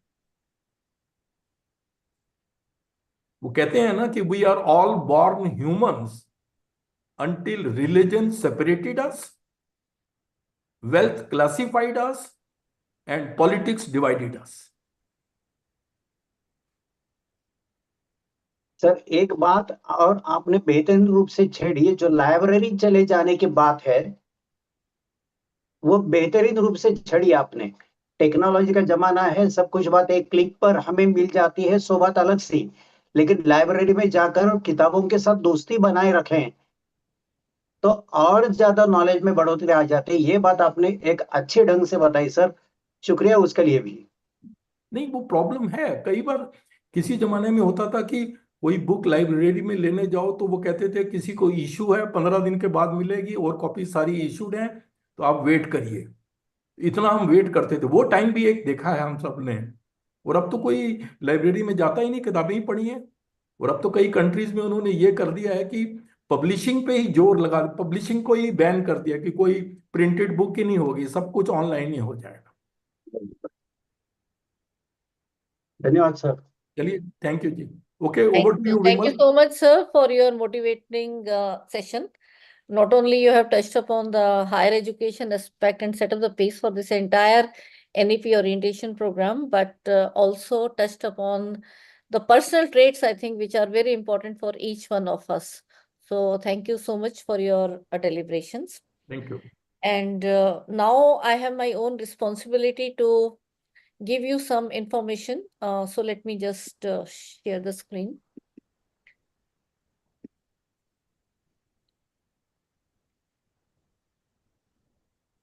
So, good evening, everyone, and welcome on behalf of UGC Malvi Mission Teacher Training Center in this NEP orientation and sensitization program.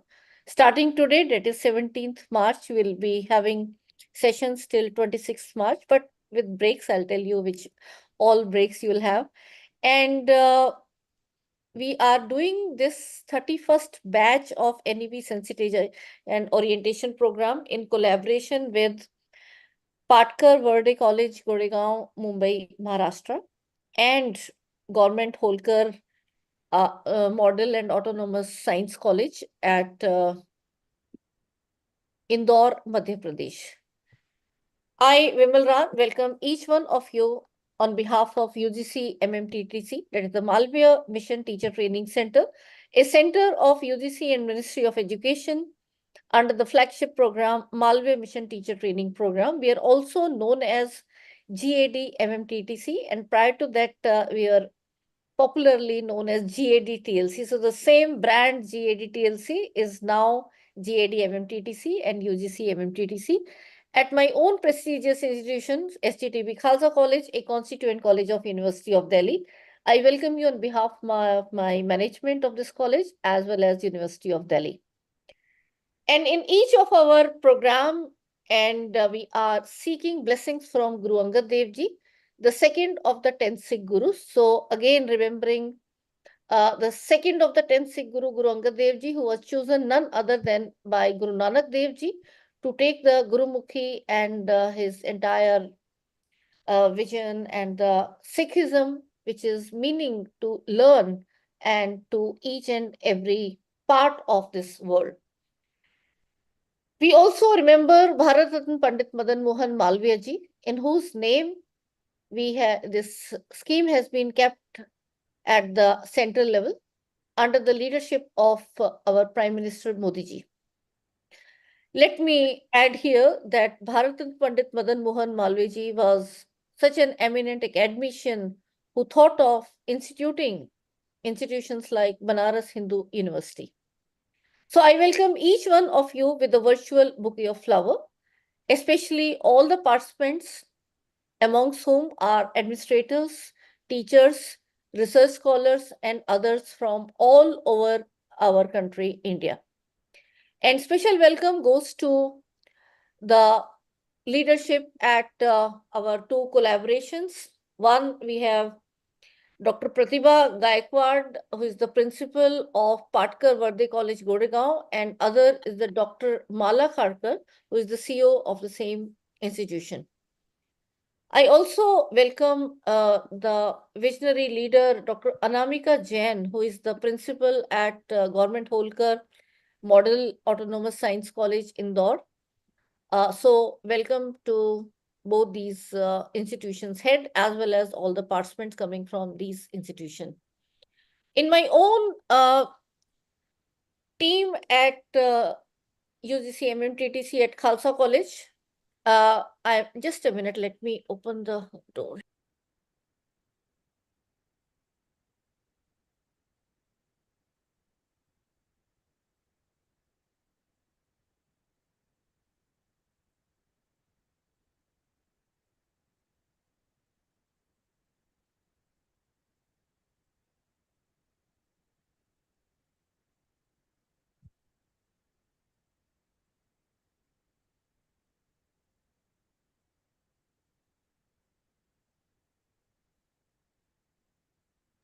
Yeah, sorry for this break. In my own team, I'm seeking blessings and I'm thankful to Padma Bhushan Sardar Lochan Singh sir. And more than a decade as chairman of governing body SCTB Khalsa College, the center is getting support and guidance from him. I'm also thankful to Professor Gurmohinder Singh, who is the dynamic principal at SCTB Khalsa College, for taking the center to greater heights and providing all the required support. Especially after the Corona time, our center needs the special care which he is now providing. I'm also thankful to my entire organizing team, and special thank goes to Professor Sarita Pasi, who is equally shouldering this responsibility with me of conducting 24 batches in a year of just NEP sensitization orientation program, and entire team follow. And in the team, we have another very active senior person, Dr. Anuja Chauhan. So thanks for joining and helping us in this. And we are having from our collaborating institutions, again, the member of the organizing team, Mrs. Ruchita Dalvi and Swati Takkar from Patkar Varde College, and Dr. Swagata Gupta and Dr. Netram Kaurav from Government Holkar Model and Autonomous Science College, Indore. So I'm thankful to each one of them for helping me in organizing this particular batch. So let us join our hands to seek blessings of the God as we proceed further.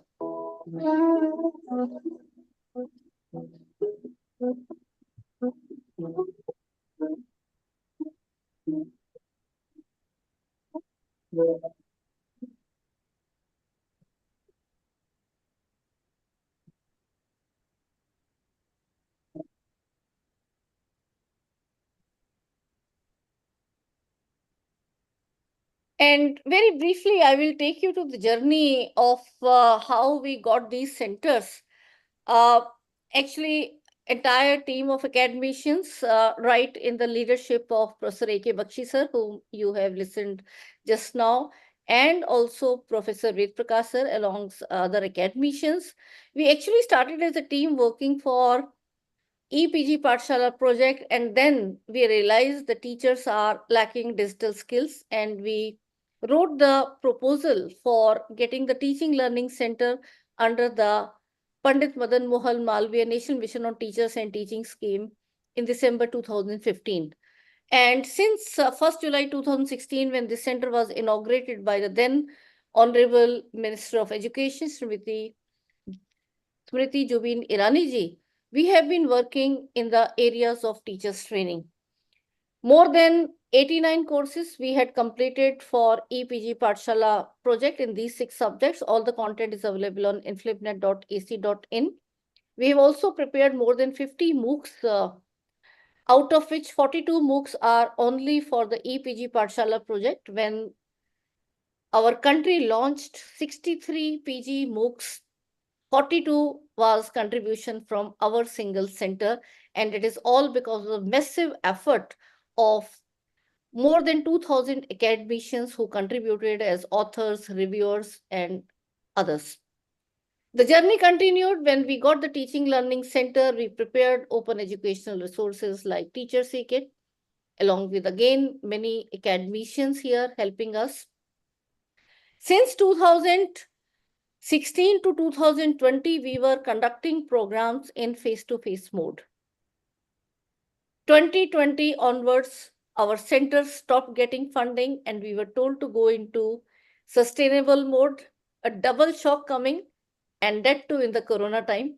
But our visionary team, we came together, and with the support of so many collaborating institutions and our fellow colleagues from across the country, I am happy to share, till 2019, we had 9,000 plus teachers. And 2020 onwards, till date, we have touched more than 1 lakh teachers. And the thanks goes also in this difficult time when NEP was rolled out. University of Delhi joined hands with our center, where we conducted more than 45 FDPs just on preparing the teachers on skill enhancement courses. It started as a phase 1, phase 2, where 8 FDPs were conducted in almost parallel mode. And here I am thankful to our Honorable Vice Chancellor, Professor Yogesh Singh, sir, and Professor Payal Mago, who is the chairperson of this Skill Enhancement Committee. And we also have the journey of preparing the ARPIT courses, 2018, 19, and 20, where our created chemistry refresher course was rated amongst the best out of the 42 subjects, not only in terms of the enrollment, but also in terms of the quality.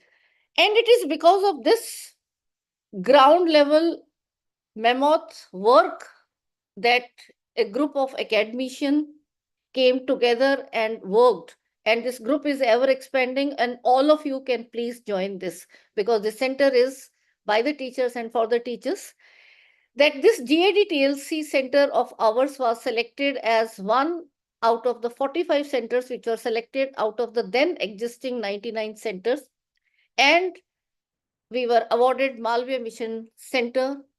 And now we are having funding for the number of programs which we have the mandate, around 36 programs that we conduct in a year. Along with the selected PMMTTC centers, there are 67 UGC academic staff college. Also, they have been renamed into Malviya Mission Teacher Training Center. So all of you must know this, that any CAS requirement promotion, you have to have the branding of this. But more than the CAS requirement, I will say, This is the changing time, and we all should be continuously learning. And that is very important aspect. And at our center, we are known for quality, and that goes to all the resource persons who keep on helping in our program. Thankful to each and every resource person. The vision of this new phase at the national level, where the trainings are now being taken in such a serious way, is to build competencies in the faculty for better teaching, learning, and research by exposing them to Indian values, updating knowledge and skills, and aligning teaching, learning, and research with the needs of society and NEP 2020. And this says it all, whether it is our role to disseminate knowledge as teachers or it is to create knowledge as researchers. All this has to be aligned with the needs of the society. And through this program, we will be making the serious effort where we'll be orienting you, sensitizing you about what are the needs as per the NEP 2020, and then how you can contribute and take it into the implementation level in your own classroom and institution setups. As of now, there are 117 such centers which have mandate of conducting these sensitization program, faculty induction program, FDPs, refresher courses, and more seminars, webinars, workshops being evolved. In this, there will be these 10 modules, which will be covered in 8 days, and every day will have 2 sessions. So you'll find that some module will give 1 session, some module will give 2, and so the mix and match we do as per the, there will be also some overlap in between different sessions. So this particular batch we will be conducting online in the Zoom from 5 to 8 p.m. every day on 17th, 18th, 19th March. 20th March we have kept off. Then we'll have 21st and 22nd March. Then we'll have Sunday off, which is 23rd. Then we'll have 24th, 25th, and 26th March. There will be no recordings available, so all of you are requested to please keep on making notes, because there will be 2 quizzes which will be giving you as a part of fulfillment. So the attendance will be live on the Zoom. So if you have joined with the name of some phone, or please rename yourself. There's no need of writing your name and institution in the chat, because my team from as admin of Zoom, they will be exporting the data, and that is taken as the attendance. So you're writing just the message and going out will not help. Throughout, there may be some internet fluctuation that is taken care when we do the moderation of that data. So please, you have to be online, and this is to be, I request all of you, please attend these sessions with your videos on. The 2 quizzes will be there respectively from 5 modules each. The quiz 1 from module 1 to 4 and 9, and the quiz 2 will be from module 5 to 8 and 10, because actually 9 and 10 modules were added later. Let me tell you, I was myself in the committee. I was the only person selected out of the MMTTC, the earlier PMMM NMTT scheme, and there was one more who was selected from HRDCs, and along with 2 other members in the leadership of Professor Sahasrabudhe. All these guidelines have been formulated, where the centers, only those who are doing quality work and meeting the deadlines will be continued. Rest, the scheme can be given to, the center can be taken back. And our center is actually notorious for, if there are no compliance being met, we don't give the certificate. So please, requesting all of you, we will not entertain any request that we could not attend, but we have given the quiz, so give us the certificate. We will not be doing that. So these are the module distribution as per the quiz, and we will be informing you the details of which particular module is being dealt with in every session. There will be 17 feedbacks given to you. You have to fill all of them. 16 feedbacks for each session. So that will be again given in the chat. It will not be shared in the WhatsApp group. every feedback for every session will be having 3 takeaways. So please keep on writing important points. So 3 takeaways you have to mention along with other feedback information that we take in these. And there will be one overall feedback where if you also want to give input that what are the further areas that you like to learn, or if you also want to volunteer here to conduct the programs, or maybe do a collaborative batch, like we have 2 institutions joining hands here. So we will be getting in touch with you around this. So the certificate which will be given to you for this program, it is like this, and it is equivalent to 1 week FDP, although it is not mentioned here, but is a separate letter that we issue as per the UGC-MMTTC guidelines. This is the format of the certificate, and we issue this to you. One disclaimer before I will call upon my colleague, Professor Sarita Pasi, that the disclaimer from the speaker point of view is the copyright of all the information or which is given in their unique style is actually that of the respective speaker. And if you have to, we will not be passing on any PPTs, or even if we have that, it is their copyright. So without a prior written consent of the respective speaker, you cannot please use or upload his or her streaming videos, or you take a screenshot of and then upload somewhere. So that is not permissible as per the ethical requirements.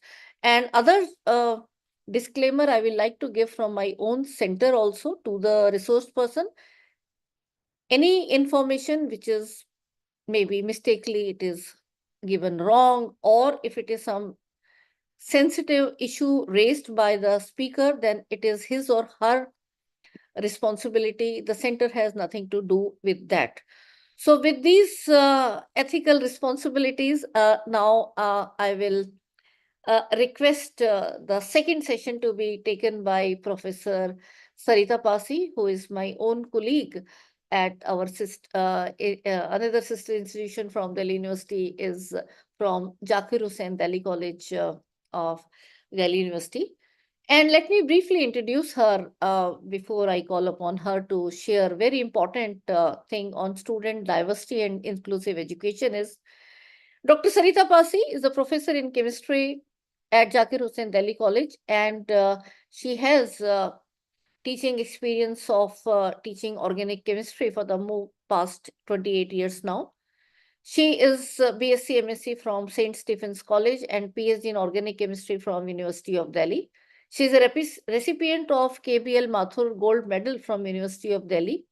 Her areas of research includes developing an environment-friendly approach to organic teaching laboratory and sustainable practices that one can adopt in chemistry lab, and has published several papers in reputed national and international journals of these areas. She has completed various minor and major projects from University of Delhi and University Grants Commission. She has also actively contributed in the e-content development for CBSE International and for the CBSE project UDAN and NCRT for the school education, especially in the 11th, 12th segment. She has been associated with our center GAD-TLC for now past, I think, around 7-8 years at least, I can recall, and has been involved in conduct of large number of workshops and FDPs. And she has trained faculty in development of the teachers e-kit also in this center, and has contributed herself as author for e-content of many topics in her specialization organic chemistry for BSc in this scheme. So I welcome Professor Sarita Pasi, and I hope this is going to be really beneficial to all of you. So over to you, dear. I think, Sarita, you have to unmute. Yeah, okay. Thank you, Professor Vimal, for introducing me to this gathering. And I would also like to thank you and the center, synonymous with each other, for giving me this opportunity to be part of the center and for being able to voice my thoughts in front of the teachers from all across the country. So thanks a lot to you for pulling up all the teachers, pulling us all into your web in this mission of just educating the teachers, or rather sharing our thoughts with the teachers. So thanks a lot. I would now like to begin my talk, which is on a very important module, a very important aspect of the national education policy, which is the student diversity and inclusive education. So please allow me to share my screen.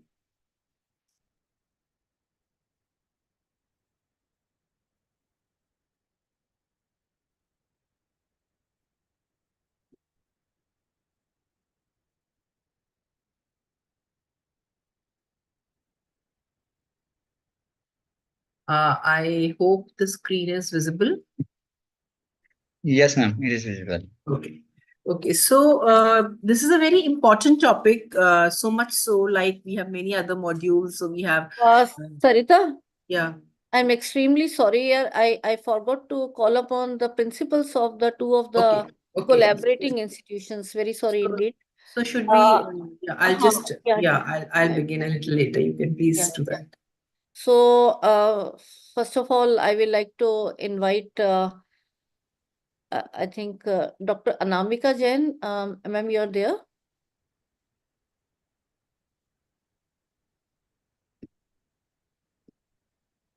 Yeah, please. And very sorry for this question. Yeah, please.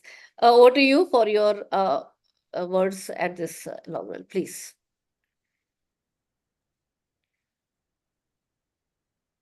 Hello, ma'am. Hi, good evening. So, respected all administrative faculties, members, and participants, it's a pleasure to welcome you to this NEP orientation and sensitization program. The National Education Policy 2020 marks a transformative shift in our education system, and this policy consists of focusing on flexibility, skill development, and holistic learning. As educator, it is our duty to embrace these changes and guide our students towards brighter future. Let's work together to implement this vision effectively. And thank you so much. I look forward to an insightful session. All my best wishes. Thanks a lot. Thank you, ma'am. With the support like these collaborations, it's not only about their participation, but I think when more number of teachers join from the same institution, the change will be really very soon. So Yes. I'm sure that significant contribution of yours. I'm thankful to you. I'm also thankful to Dr. Pratibha Gaikwad, principal from Patkar Verde College, Goregaon, Mumbai. Ma'am, if you're there, please. Your words of wisdom, please. I'd like to invite. Is ma'am there?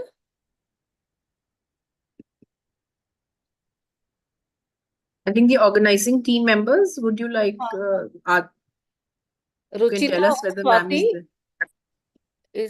Is your ma'am there? Yes, ma'am, there. Am I audible? Yes, please, ma'am. Yeah. Co-host, Am I audible, sir? Yeah, you are audible, ma'am.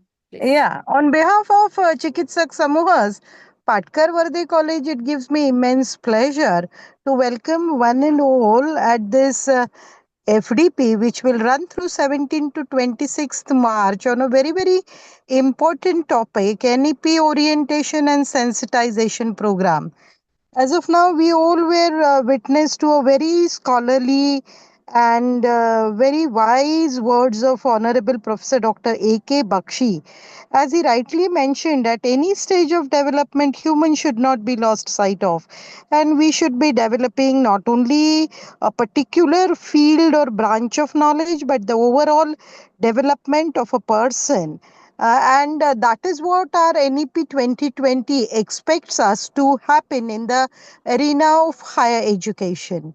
NEP 2020, as we all know, provides a very valuable insights and recommendations on various aspects of education that includes moving towards multidisciplinary and holistic education, institutional academic autonomy, wherein we can really frame the curriculum, teaching pedagogy and everything which is need based as well as which caters to the national and global needs. Promotion of quality research which are helpful for enlightening the mankind, professional development of teachers, integration of technology, internationalization of higher education, restructuring of governance and regulatory authorities, and hence this particular NEP 2020 needs to be uh, implemented in a very, very effective manner.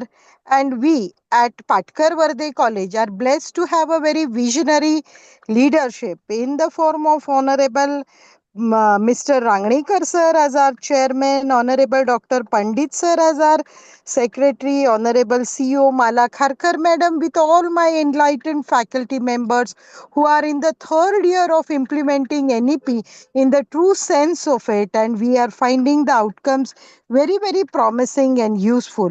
And I believe beyond a doubt that this will bring about the expected long lasting positive impact on the educational system, making India a hub of skilled manpower. Honorable Professor Vimal Madam gave a very comprehensive idea about the UGC Malviya Mission Teachers Training Center, which is a very esteemed seat of learning, and what it has been doing all the while for enlightening the teachers, the faculty members, and improving the standard, the quality of higher education at large, and serving the purpose of implementing NEP 2020. So I wish this very, very esteemed and very, very important program all the best on behalf of Chikitsak Samuha's Patkar Verde College. I also thank Professor Vimal Madam for giving me this valuable opportunity to say a few words on this FDP. Thank you so much, Madam. Thank you very much. Thank you so much, and sorry for the slight inconvenience that you had. And I'm once again grateful to the entire management of both these institutions. So please convey my gratitude to them. And it's all the teachers of the country that we have to be together to make this change seen, actually implemented in what the visionary policy we have as NEP 2020. So with these words, over to you, Sarita, back, and yeah. Okay, I'll just share the screen again.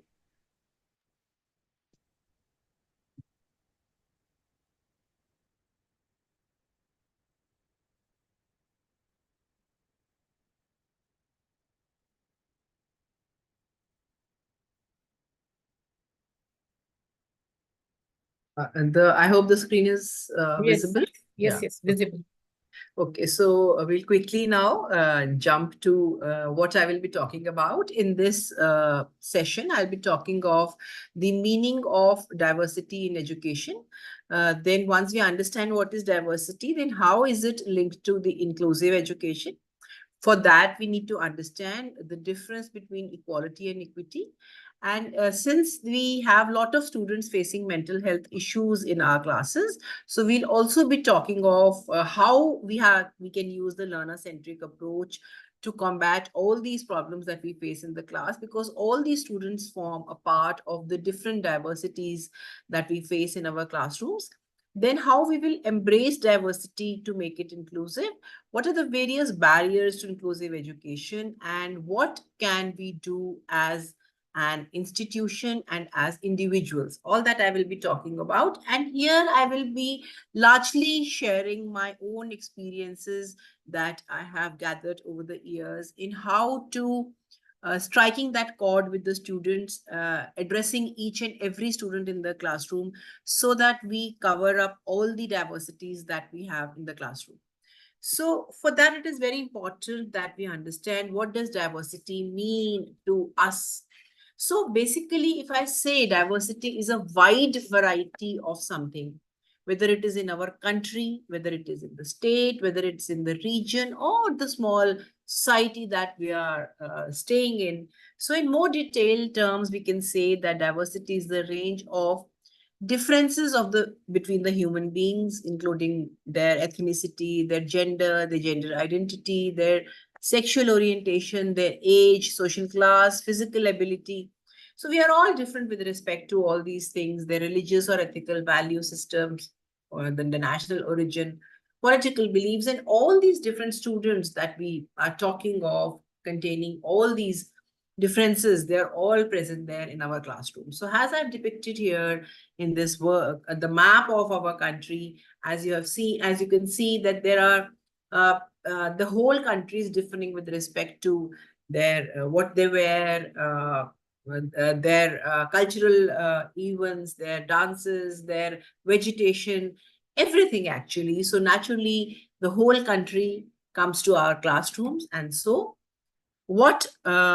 how do we encompass that, or how do we include that, the whole students, to make the class as one? So why, now that we know what is diversity, why is it so important to us? So basically, when we're talking of diversity, it means that we understand that in our classrooms, each individual is unique, and that we need to recognize those individual differences. And once we do that, once we understand the differences of our students, then that should bring it along with that acceptance and respect for those individuals. So if I say that diversity is the art of thinking independently together, it wouldn't be wrong. Like the colors, if you see the background of the slide, the colors of the rainbow, which we call as Vibgyor, they are all independent colors in itself, but together they make a rainbow. And we never say that the orange is making the rainbow looking nice, or the purple in it is making, or neither even we look at it like that, at which color is looking beautiful.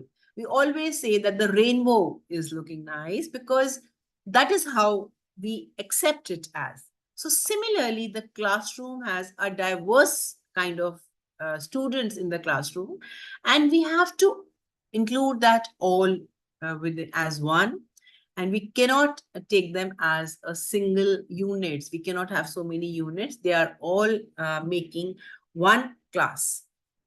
So in a classroom, like I've already said, that the students are differing with respect to their ethnicity, their gender, their sexual orientation, the socioeconomic background that they're coming from. They're differing sometimes with respect to the age, because sometimes some states have slightly lower students at the entry level with respect to their age. Also, sometimes students drop a few years, and they may be differing with respect to, because they drop 1 or 2 years, sometimes 3 years to prepare for any entrance exam, or because of some problem in their household, and they come back to us in the undergraduation. And so they may be vastly differing to about 3 to 4 years also sometimes with respect to each other. And at that stage, a difference of 3 to 4 years, the maturity levels may be very different. So how you address a student who is less mature as compared to a student who's more mature may be different. How you have to deal with them, you might have to deal with them differently. All students are differing with respect to their physical abilities, their religious, political beliefs, and other ideologies. So that is what the diversity in the classroom is all about. And what is inclusion? Why are we also talking of inclusion? Because diversity is what exists in the classrooms, and inclusion is what must be done to embrace the existence of those diverse students in the classroom.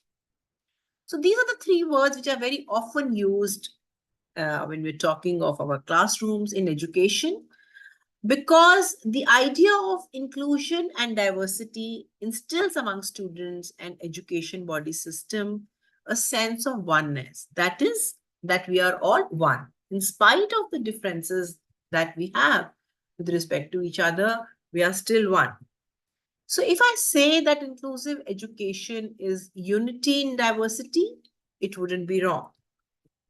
So much so, it is so important for us that the national education policy has, and as I've highlighted, has paid so much importance to it, both in the school education as well as in the higher education. So much so that it has become amongst the 10 modules that the whole country is talking about, or we are all being sensitized towards those. It has become one of those 10 modules. And that is because the India's higher education sector has experienced a massive expansion, so much so that it has become the second largest system in the world, which is something we should really be proud of. And this growth, naturally, when we have increasing number of students coming in the classroom, this will also be accompanied by the increasing student diversity in the classrooms. And this student diversity is reflected in terms of an increasing number of students coming from the socially and the economically disadvantaged groups, which we call as the SEDGs. And according to the report of Ministry of Education 2020 report, as large a number as 57% of students are coming from these disadvantaged groups. And so we need to understand how they're different and then how we embrace that. So what are the features of diversity, equity, and inclusion, DEI, as I call it?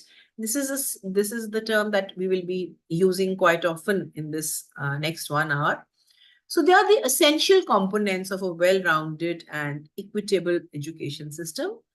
And it has become a critical issue in education in recent years due to the increasing diversity of student populations and the need for the higher educational institutions to provide equal opportunities for all students to succeed, as I just now mentioned. However, implementation of the inclusiveness in education is not all that straightforward as it sounds, because of the personal egos, the improper management practices, and the personal biases that many of us could have, which can hinder progress towards a more equitable and inclusive educational environment. And teachers over here have to play a critical role in shaping the experiences and outcome of the students in their classrooms. And why is it so important that we have to actually include it as a module and we have to be sensitized towards it? That is because it adds value and purpose to teaching, because it brings love, respect, and equity for all. It builds the confidence of our nation builders, that is the students in our classrooms, when they know that they are being accepted and that they are not discriminated against. To do this, everyone within the education system has to change some of the traditional ideas and the teaching methods that we have been brought up with. And when we do that, it would give a new direction and meaning to what already existed in the classrooms, but it was never stressed upon so much. So why do I say this? This is because children who learn together, live together. If we look back upon our social media handles, upon our Facebook, upon our WhatsApp groups, we would see that we have large number of friends or large number of WhatsApp groups from our school times, from our undergraduation times, because and we bond very well with them, and we always feel that these are our real friends on whom we can depend upon. That is because these are the people who have actually learned while living together. So once you actually live together and you learn, and then you have a lot of dependence on each other and you count upon each other. So it is very important that that kind of bonding is established between the schoolmates, classmates, and that will only happen when we don't have that kind of differentiation between the students. So to understand that well, we need to understand the concept of inequality, equality, equity, and social justice. So here I have tried to exemplify this with the help of this example, where we have two students who are standing underneath a tree, which is laden with fruits. And as we can see that since the tree is only tilted towards one of the students, so the fruits are naturally falling towards that student, and therefore they have basically unequal access to those fruits. So similarly, the students in our classrooms may be having unequal access to resources and opportunities because of the diversity that is existing amongst them. So we try to equalize that, where every person or community receives the exact same resources and opportunities, which here again has been exemplified by giving the same ladder to both of them. So they have been given two ladders which are the same. So the same opportunity has been given to them so that they are able to reach the tree. But since the tree was tilted only towards one of this child, so therefore still, in spite of us trying to equalize the opportunity, still only one of them is able to reach to those fruits. The other one is not able to reach to those fruits still. So what we have done is that now this is what is equity, where we have given a ladder to the one who was not able to reach to the fruit, because equity acknowledges that everyone doesn't start from the same place in life. So since in spite of our trying to equalize by giving the same opportunity to both, they were yet not able to reach to that resource. So we have actually differentiated between the opportunity that we are giving to them so that they are now both able to reach the tree. But yet, since the tree is still tilted, still only one of them is able to get large number of fruits, whereas the other one is not able to reach to those so many fruits. So then the social justice come in. It goes a step further, and it requires repairing and transforming the circumstances, the structures, context, and systems themselves, whatever is possible in the classrooms, so that they achieve and sustain equity and justice through proactive and preventive measures. These proactive and preventive measures are the ones which, as teachers, we have to take in the classrooms. So here it is exemplified, where the tree has now been set straight, upright, with the help of the rope or the help of the logs, so that now the same amount of fruits are available to both the children. So now whether they are able to reach to, how many of them are, whatever number of fruits they are plucking is different. But we have tried to equalize the resources to them in a way by transforming and repairing the circumstances for them. So this is what we have to do in the classrooms. And this is exemplified again with another example, where equality is actually giving everyone a pair of shoes. So you give the same resource to the same opportunity to everyone. So like we feel that we have a group of children who don't have shoes. And so we go to a nice showroom and we buy this exact same shoes for everyone, thinking that we are not differentiating between any one of them. But since the sizes of the feet are different for each one of them, so the shoe may not fit each one. And if it is not fitting each one of them, and whoever it is not fitting, it is of no use for that child. So equality is giving everyone a pair of shoes. You have equalized, you're happy. But it is of no use to the child to whom it's not fitting. So equity is giving everyone a pair of shoes that fit. So you have to take that extra effort to know the size of each child and then buying the shoe of that size.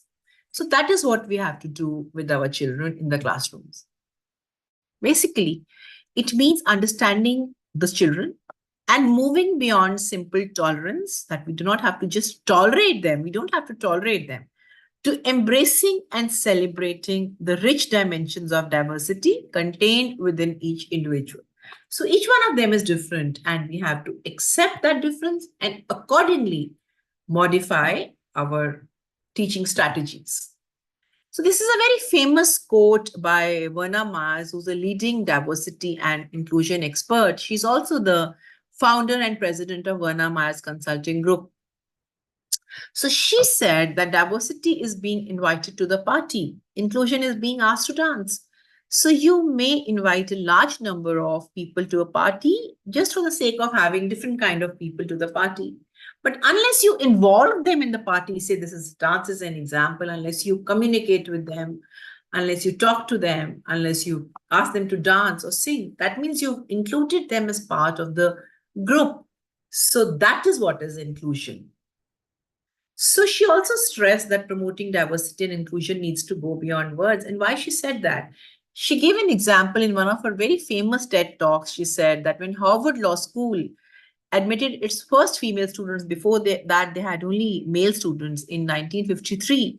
So they admitted their first students to attain diversity. The women discovered that there was no toilet for them because initially there were only boys in that such a big Ivy League college. So Howard, when it was brought to their notice, the Howard Law School quickly installed a single toilet at that time in the basement, in the closet, in the basement of the building, which all female students had to share. It's a different story now. So that means that we just don't have to do an action. We have to go beyond that. So we have to actually do something so that the girls were comfortable over there. So to understand what we need to do, we need to understand the various dimensions of diversity that are there in the classrooms. So as I've already said, a few of them I've already mentioned that the students are differing with respect to the personality, which is at their core, then followed by age, followed by gender, followed by nowadays sexual orientation, followed by their physical ability. They are all different with respect to their physical ability. But yes, nowadays we have a lot of skill development courses also in the institutions just for that, because students are all different with respect to their physical ability. And so therefore they need to understand what they are good at, and teachers have to help them with that, what they are good at. Whether we have different value added courses also, so that the students are able to identify what they are good at, and accordingly they can use that as their career. Then they're also different with respect to the ethnicity from where they come, their marital status. Sometimes some children may get married, their geographic location where they're coming from, the income of the parents might be very different. That is their background, economical background. So when they're differing with respect to the economical background, so there is maybe one child who's coming in a big car, and the other one who's doesn't even have money to travel in a metro. So many times the students are very happy that they are able to travel in the bus because they have free bus passes. So that is because it becomes sometimes difficult for them to even travel. So now a student who's coming from two diverse backgrounds economically like this may have much unequal access to the opportunities and the resources which they need to study. So here is where the educational institution comes in. Then they may be different with respect to their personal habits, recreational habits, religion, educational background. The students may be, now we can all think that the students are coming from after studying class 12, so they are all at the same level. But in my classroom, there are two boys this year, they got admitted, and these kind of examples are there always. So the two boys came and told me that we have not studied much in class 11th and 12th. And I said, okay, maybe they're coming from dummy schools. In sciences, there are such schools where the children are they said, no, it wasn't dummy school. There were no teachers appointed in our school. So we were left to our own, and we stopped coming because what was the use of coming to the school? So somehow they passed the boards, but their understanding was at a much lower level, as they said. So naturally, now it was very difficult for them to understand in the classroom. So I told them that, okay, whatever help you need, you can come to us. We will help you. They do come to us often in the lab. I was also explaining to them about how to do this particular experiment. And they said that one of the boys said that I do not know anything because I've not seen apparatus ever. So I said, okay, then I will help you set up. And he was very happy with that. So we have to go that extra mile, understanding what is the reason for them not being at the same level at which we expect them to be. So like that, the other are the organizational dimensions, which at this level we are not concerned. So these are the how they're differing with respect to the various differences that they have, the diversity that they have. And we definitely, being teachers, are much sensitive to this, and we all take care about all these things. But then there are certain other dimensions of diversity which are not as obvious. And that must maybe with respect to the various disabilities that the children may be having. So I've just dropped the dis from there and made it as abilities, because for such children, disability is not inability. It is just a different ability, as it is very, very clear from the picture that I have shown. And they're very sensitive to how you address them. So we should not label those, because the labels are not meant for such children. So we actually changed how we address them, and slowly they became children with additional needs. But we shouldn't even be calling them with that, because that's not what they would like to be addressed as. So then there are other children in our classrooms with special educational needs. And these are students. What are those special educational needs? We need to understand those. So students who have imperfect vision. So we have some blind students, and there are a lot of provisions for blind students, like we have Braille, lot of reading material for them in Braille, some audio aids for them, some scribes for them.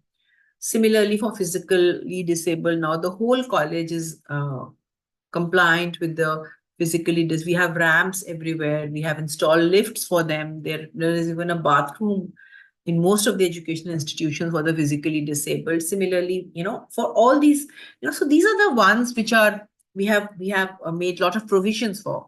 But not so obvious ones are when the students have imperfect vision. Supposing there is a student in the class who's not able to see properly, is able to see and is not wanting others to know that he's not able to read properly. Maybe he has very high number in the glasses, still not able to see properly. Maybe someone is having hearing impairment who's not able to hear properly, difficulty in communication, difficulty in remembering, focusing, physical disability in walking. Now, as teachers, what are we supposed to do? Now, I've put here the ones, some examples. There may be many others which you may come across in your classroom. So if there is a student and I'm aware who's not able to see properly, what I can do in my classroom is write in bigger fonts on the blackboard, so that the child is not embarrassed to ask that he's not able to see properly. If we are using slides in the PPT, we use bigger fonts there too, and make the child sit in the front without making it obvious. Similarly, if the child is having hearing impairment, you can just stand next to the child while you're speaking, speak a bit louder, so that the child doesn't have to hear or is not embarrassed to ask you to speak again and again. Similarly, there was this child who was having difficulty in communication in my classroom. He was lisping. He was very, very embarrassed about it. So, normally we may ask the child to repeat because we are not able to understand. So we have to be a bit conscious of not doing that in front of other students. We can do that separately while the others are not there. So, do only that much conversation where as much as necessary, and the other you can do when the others are not around. Physical disability in walking, if someone is having physical, you can allow that student to use the lifts, which are normally not allowed. Then there are students who have dyslexia or dysgraphia, where they're not able to either read properly or not able to write properly. So scribes may be allowed for those, or if the child is not able to write properly, you can allow him to type. So I know of a child who was not able to write properly, and he was always lagging behind in the class. So for such children, and the teacher was not allowing him to type because she was not aware that he's having that problem. So you can just allow him to type, and the child was very good at that. Because, when the child is not having, as I've mentioned previously, the child who's, so disability is not inability, is just a different ability. So such children have some or the other ability. And then there are students who are gifted and talented, So these are the children who are, they are having ability in one or more academic subjects, and they do much. They have the potential to actually go past their peers. They learn more quickly and independently than most students their age. And if they are not given challenging tasks, then they actually feel very demotivated. So the teachers, can actually give them some motivating. There was a child who was very good in mathematics and was sleeping in the classrooms. So what the child did, what the teacher did, because the teacher would wake him up and he would know what she was talking about. So what she did was she would bring, when she was doing questions, she brought another worksheet for the child, which had questions of a little higher level. So that served the purpose for everyone, and the child was able to do very well in the classrooms. Then there may be children who are having special health problems. These are the health issues that are persisting for a long time, like heart diseases, diabetes, hypertension, asthma, epilepsy. Now, one may think that, normally we do ignore these things because we don't associate students of that age having these kind of diseases. Now, though they are uncommon, but not totally non-existing among our students. So a child who's having maybe diabetes, for example, which is very much prevalent, Indians are very prone to diabetes. The student may have taken an insulin shot or is feeling fidgety in the classroom because he's low on sugar. You've taken 2 periods, you've taken a class extra from one of the teachers, which we very often do, or my colleague is not coming and the child planned to maybe go and take something because he was low on sugar. So the child is feeling fidgety. We need to be aware of such students in the classroom. And if they're feeling fidgety, we need to ask them what's troubling them and allow them to go out. And maybe if he's having asthma, needs to take some nebulization. So we have to be very, very empathetic towards some students and know what the problems they are having and accordingly behave with them. Then there may be special educational needs in other contexts like socially maladjusted learners, children who are abandoned, neglected, and abused, whether physically, verbally, or sexually, which is not uncommon. So we need to talk to such children, understand them. Counseling helps, which we will be talking of. Then children coming from background of extreme poverty or neglect, as I have mentioned, that if we are having such children, we can make certain things, some educational, whatever requirement they have, we can have a collection of books. Like we have so many nowadays, not nowadays, always we have had so many book dealers coming to us with books. So we have actually made an inventory in our college of books where we keep the books which we do not need, where if any teacher retires, we can give it to the students. Similarly, we can have an inventory of the gadgets which we normally discard when we buy a new phone. We always keep the old phone with us because we are so attached to the phone. We need the data, but we never even look at it. After 2-3 months, when we open a drawer, we find the phone. Sometimes we find 2 phones. So we can have an inventory of such things, such gadgets in our college, which we can give to the students who are requiring them. And we need to educate children with special needs because learning knows no bounds, and children with special needs also have a right to be educated alongside others who do not have those needs. This is what is equity and social justice, because Mahatma Gandhi ji has also said that by education, I mean an all-round drawing out of the best in the child and man with respect to body, mind, and spirit. So what is inclusion? The understanding of inclusion in education has somehow led to the assumption that inclusion is about students with special needs. But no, it is not about children with special needs. It basically means all the children, all. So inclusion actually means all. According to a global education monitoring report by UNESCO, it actually means treating all learners equally and fairly. And the basis of education become ABC, where A is for acceptance of such children. Belonging is when they start belonging to the whole crowd, and then they become part of the community. So features of inclusive education then become recognizing and accepting the diversity because every learner is unique in one or the other way. As I mentioned, education is for all because education is the fundamental right of an individual. And for doing that, we might have to use a flexible content, approach, or teaching strategy. And we have to understand that it is a continuous process. It will not finish in few months or years. It is a continuous process which we have to keep on doing. And not only the school, but the society and community also play a very major role in this. And the process of inclusion, therefore, becomes the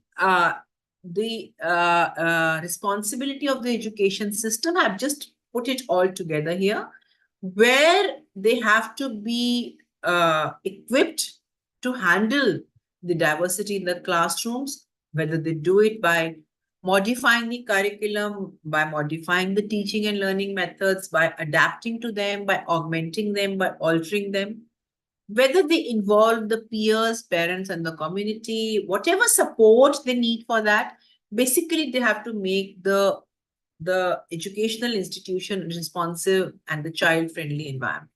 And the teachers have a very big role to play over here because their role is going to be very interactive, continuous, and supportive because they have to cross the divide from here to there.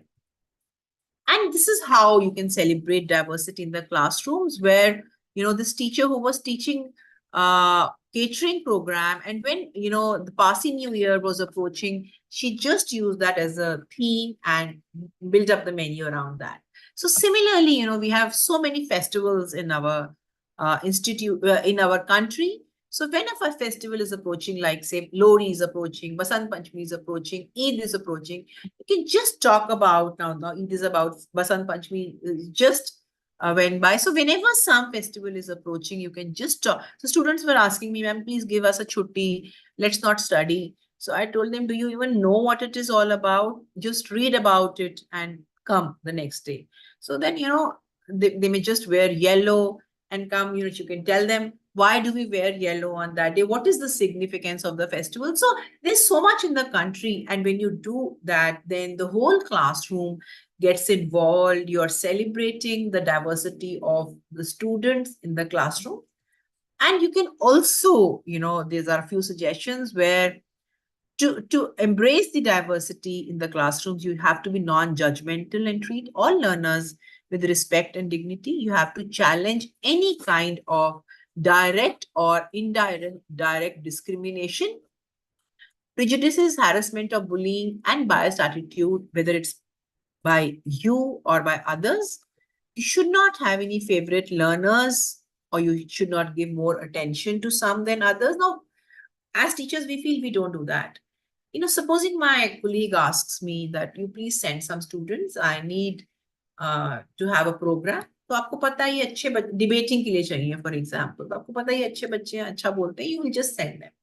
So as such, you're not giving advantage, but indirectly you're actually giving advantage to some at the cost of others. Maybe there are others who could speak very well.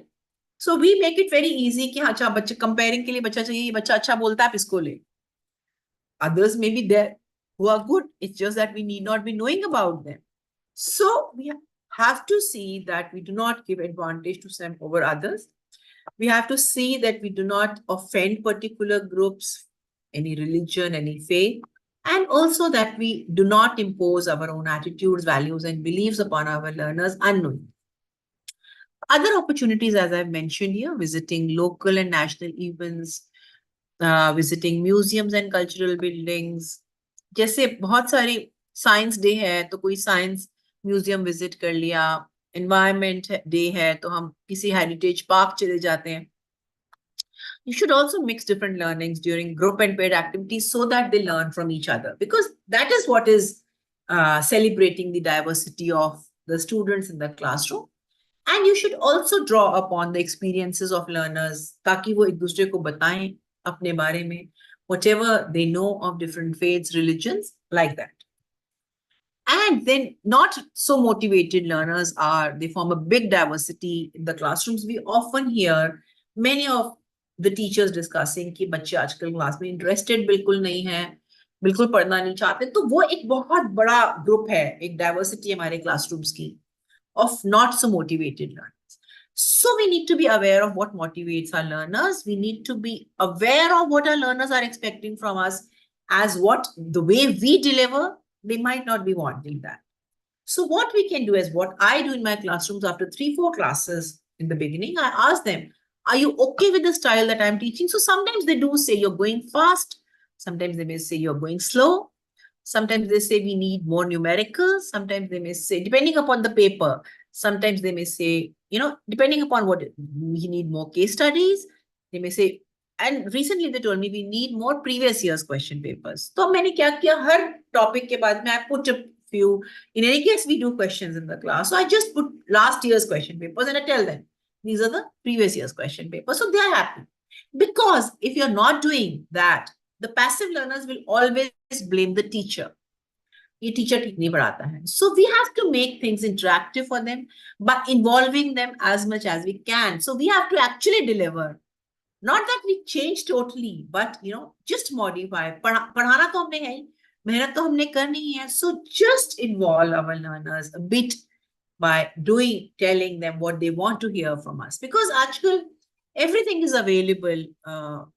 So we have to actually make our classrooms more interactive, because whatever level of motivation our learners have, it may become better or it may become worse because of their experience with us.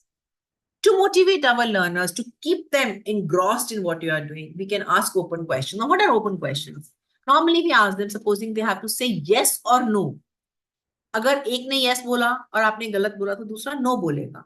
So no point asking. We have to ask questions which begin with what, who, when, why, how, so that they are engrossed, and you keep on asking questions so that they know that they have to just pay attention. Avoid creating intense competition. Give ongoing constructive feedback, praise and encouragement. Who doesn't like encouragement? Even we want praise and encouragement.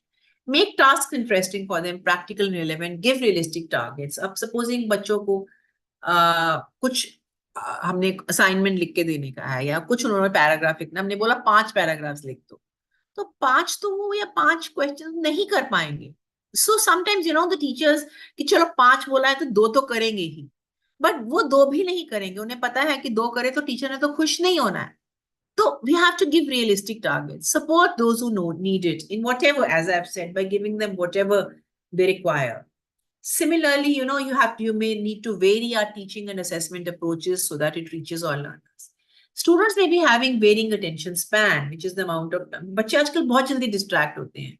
So if we find our learners losing focus, we have to ask them what is it that is distracting them. Sometimes थोड़ी सी गर्मी लग रही होती है, वो distract हो जाते हैं. हम थोड़ा windows, doors खोल दें. Supposing ठंड लग रही है, तो हम windows, doors बंद कर दें. Supposing भूख लग रही है, like it happened in my classroom, they were just hungry.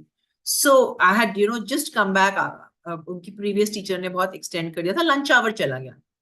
तो मैंने उनको बोला, ठीक है, you take 15 minutes, I will come back. So they were satisfied, happy, very happy. So, and we have to use short tasks, not very longer tasks, so that अगर लंबा कुछ lesson है, तो उसमें एक बीच में we can just crack a small joke, just make the atmosphere a little light, tell them a short anecdote, so that then their attention will be back. We can use, opinion poll, as I've said, various questions, complete the following, just involve the students. Mental health of learners is a very big challenge in higher education. Nowadays, we have a lot of students having mental health issues, anxiety issues, panic attacks, suicide cases. Now, the role of higher education institutes is tremendous over there, because they have to cause the awareness, understanding, and education by having various workshops, seminars, and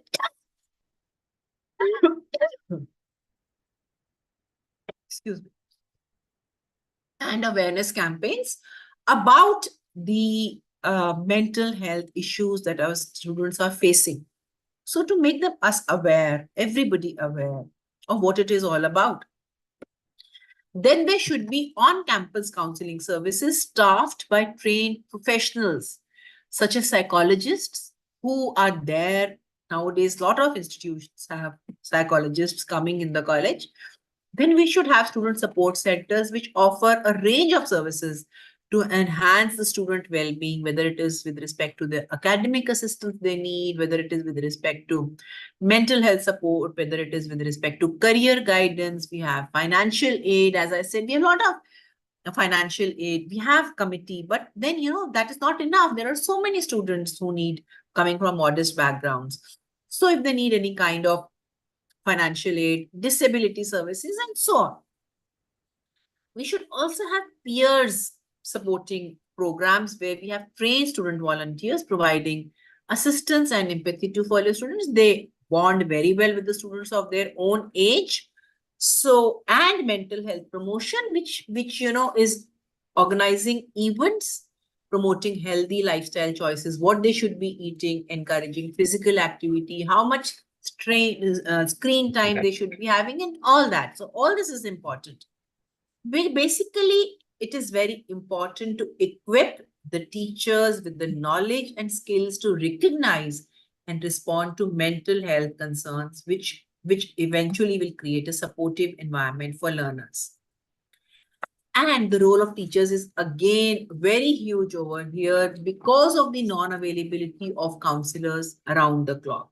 Counselors आते हैं, but वो 1 घंटे के लिए आते हैं, 2 घंटे, 1 घंटे के लिए 2 दिन बार आते हैं, सारे टाइम नहीं होते हैं. अगर होते भी हैं, the student might not go to them because of the fear of being judged, and they have their own comfort level with the teachers. So it's very important that the teachers catch these flag signs if they are being exhibited by the students. The child is in a sad mood, not paying attention, less retention, not motivated, shouting at others, low self-esteem, feeling hopeless, irritable, not sleeping, too much sleep, eating less or more than usual, dip in energy levels, forgetfulness, and so on. And also, we have to then involve them in various activities. For that, it is very important to understand their interests and aptitudes. अब हम बोलते हैं हमारे पास तो time ही नहीं है. We are always short on time. तो कैसे हम उनको समझेंगे? We should use the introduction. पहली क्लास में हम पढ़ाते भी नहीं है बच्चों को, बच्चे पढ़ते भी नहीं है, तो let them talk about themselves. Freshers welcome में जब वो बच्चे बोलते हैं, we should all be sitting there, understanding what are their. They always talk about their interests. Class में कभी-कभी ग्रुप डिस्कशंस में बच्चों को इन्वॉल्व करें जब हम जाने कि वो क्या लाइक करते हैं. Accordingly we should involve them in various stress buster activities, जैसे मेडिटेशन है, योगा. अब उसके लिए भी टाइम नहीं होता हमारे पास, तो we can make use of technology to make them comfortable. Online yoga classes हमारे कॉलेज में शुरू हुई थी, अभी भी चल रही हैं, हमने कोविड टाइम में स्टार्ट की थी. So otherwise also there are lot of NGO support programmes where there are online yoga meditation classes. So identify the authentic ones, involve the students over there, involve them in other activities, engage them in at least one more activity beyond classroom, like say dance, theater, singing, playing football, any game. When the child kicks the football, kicks the shuttle with the racket, the child is playing table tennis, when the child is taking alap, when the child is, all these activities, they take away a lot of stress of the children. So हमें लगता है 1-2 घंटा बर्बाद करेंगे, but जब वो stress उनका निकल जाता है, they come back rejuvenated and are able to study well. We should also involve them in various extension, outreach, extracurricular activities. ये हमारे कॉलेज में हमने जिन बच्चों को इन्वॉल्व किया, ये उसकी पिक्चर्स हैं. बच्चे तो इतने टेक्नोलॉजी से आए हैं, उसके बाद इतने अच्छे कोलाजेस बना के लगाते हैं. So this helps them to bond with themselves, bond with the teachers, do something good for the environment, and also it helps us for NAC में तो ये सब चीजें करनी है. तो ऐसी एक्टिविटीज करें. We can plan out such activities which are helpful for the college, for the atmosphere around us, and for the children. ये यमुना cleaning drive हमारे बच्चों ने करी थी, and this is the pictures that they posted. We can take them for outstation trips. Here the children were taken to, botany students were taken to Manali, Rohtang Pass, where they studied about various vegetation at that level. In our curriculum, it's not necessary, but we always take our outgoing students, third years, for learning outside the classrooms. We take them for industrial visits. We took them to Mawana Sugar Factory. We took them to Bahadurgarh Glass Factory. Each year we take them so that they are aware of what's happening around them. So this is very important. Then there are some who are academically inclined. So I always involve a small group in summer projects, and then I prepare them for the future. They write report. You can give them a few papers. उसको देख के उन्होंने इतनी beautiful reports लिखी जैसे कि बिल्कुल एक पेपर होता है. और अगर आपका काम ऑथेंटिक है, नया है, तो you can actually, it can come out in the form of a publication. A very important aspect for this is जो हमारे अलग अलग तरीके के बच्चे हैं उनको बॉन्ड करने के लिए mentor mentee scheme is very very useful. In the mentor-mentee scheme, you can let the students talk about their expectations from self, college, and society. You can make them identify issues, the problem areas around them.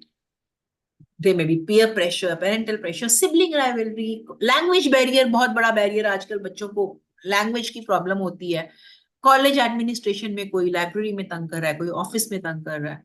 So we have to let them know that actually the solutions to all these can be found by engaging them in simple talk outside the classroom, and then ask them to work on problem areas. And if they face any issue, we can tell them that we can all do it together. We can also consult a psychologist if a problem is bigger. Basically, you see, we have to make us available for them, whether it's online, whether it's in a group, whether it's outside, whether it's inside. Basically, we have to let them know that we are available for them anytime, so that if they're having any panic attack, anything, they can come to us. And this will really reduce the suicidal tendencies that they may be having, the feeling of loneliness that they may be having. So you can even hold the mentor-mentee. This is my online meeting I've held with them. Then they also bond with each other, and the older students who are in third year can bond with the ones who are in the first year and act as student mentors for them. Sometimes they're more comfortable with the children. So basically, ये सब कुछ और जो हमने अभी तक बोला है, all that is all we have to see that we are managing the learning environment to promote and encourage individual and group learning. So much so that the seating arrangement can have a big impact on children. बच्चे बहुत बारी आपकी classroom में वहीं आके बैठते हैं जहां वो शुरू में बैठे थे. It actually helps to remember their names, but sometimes we become very judgmental. वहीं पर क्यों बैठते हो? Seat change करो. We shouldn't do that. If they're comfortable, they're not disturbing the class, let them be. If they want to work in pairs, let them work in pairs. We had to do an experiment, and my co-teacher said, उन्होंने बोला ma'am हम इसके साथ काम कर लें. So my co-teacher said, why should they work like this? We will form their groups. And I really felt, why? If they are not disturbing the class, if they're learning well, what is the problem? So because getting them to work with others can either help or hinder their learning. अब आपने कोई ऐसा pair बना दिया जब वो लड़ रहे हैं आपस में. So we have to be very careful about how we pair them. So ways of inclusion is just, including your learners can simply be by using their names. हम उनको roll number से address नहीं करें जैसे हम कई बार करते हैं कि हम attendance roll number से लेते हैं, even if it means an extra 5 minutes. And talking to them using eye contact and speaking personally to each one of them during each session so that they feel included.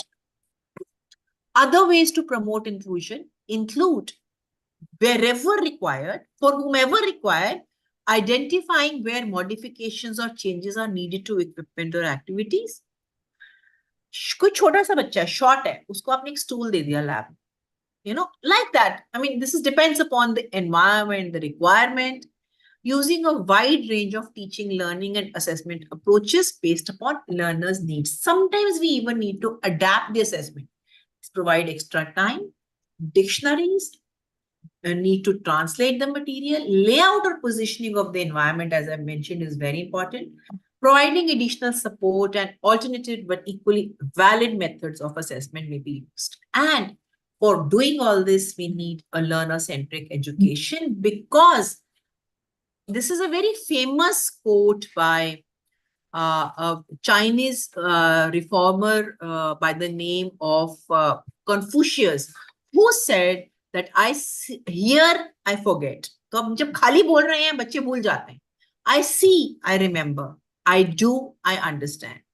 तो हमें बच्चों को involve करना है. Engagement of learners leads to better retention of learned information. I will not talk too much about this because this will be actually dealt with later on in Professor Vimal's talks and Professor Bakshi's talks. So basically जब हम classrooms में सोचते हैं बहुत discipline है हमारे classroom में, बच्चे चुपचाप बैठे हैं, then so much learning is not taking place because our classroom has to be interactive with the students, because otherwise there will be stress, boredom and anxiety, which are cognitive inhibitors of learning. And learner-centric education employs large number of methods of teaching depending upon the subject. MBA and the law requires case studies.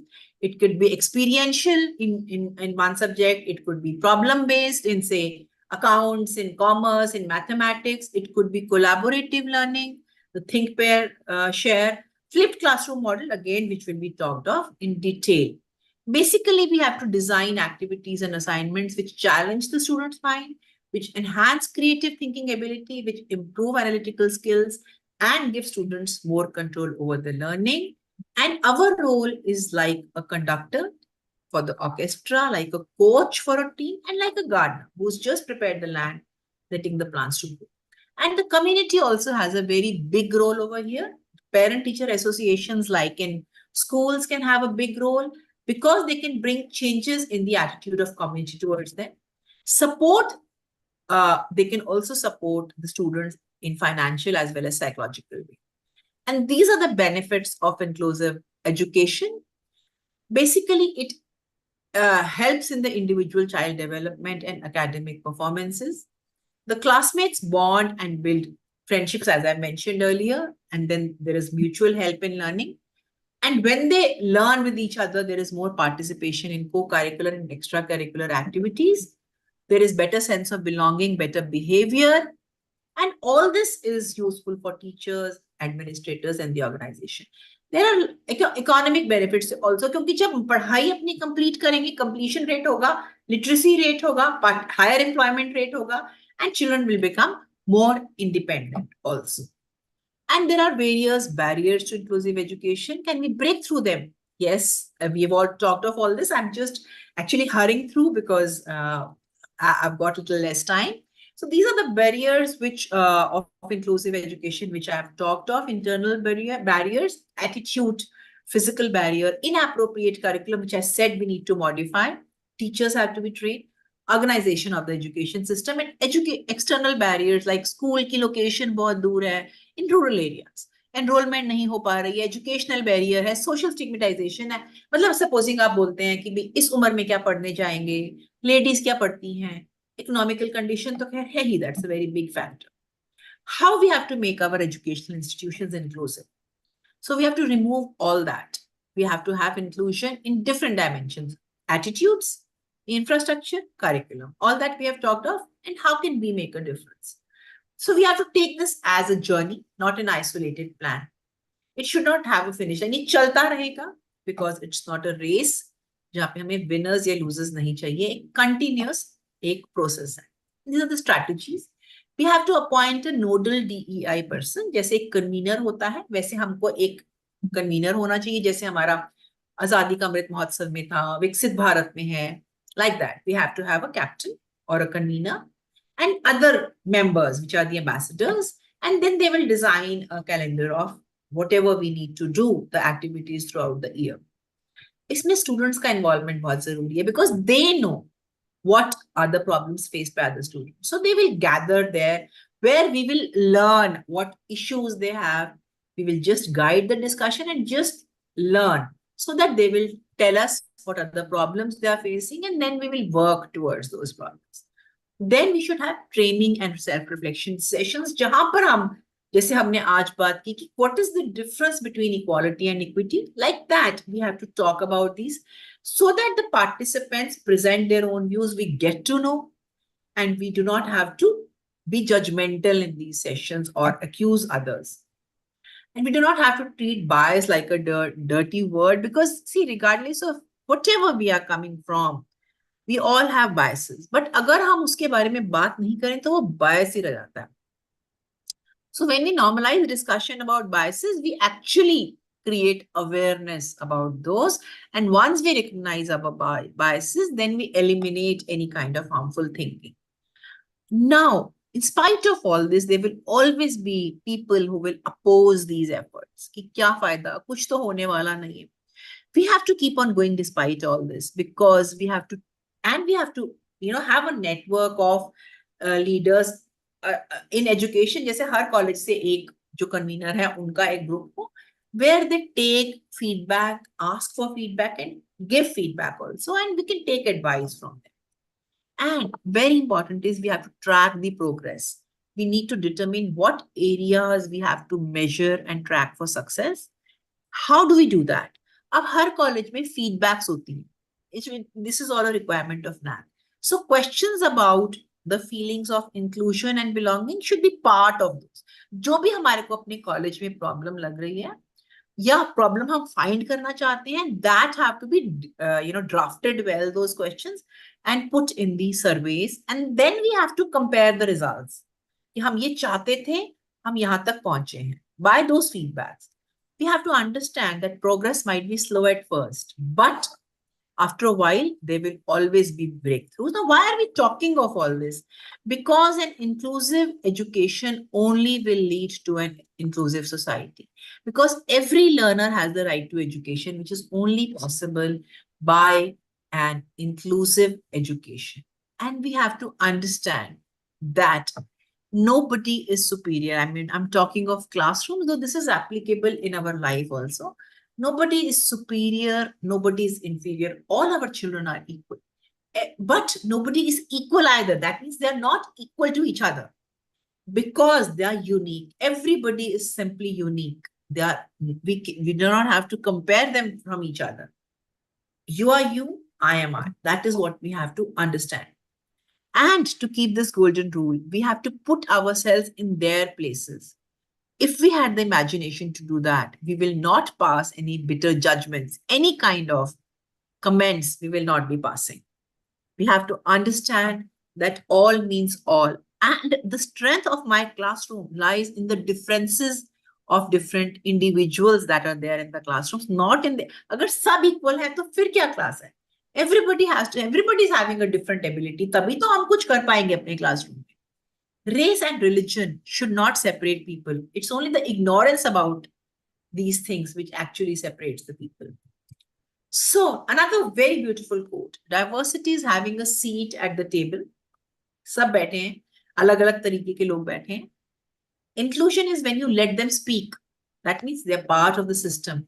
And belonging, जब आपने उनकी बात मान ली, तो बिठा तो आपने सबको दिया, लेकिन किसी को बोलने नहीं दिया.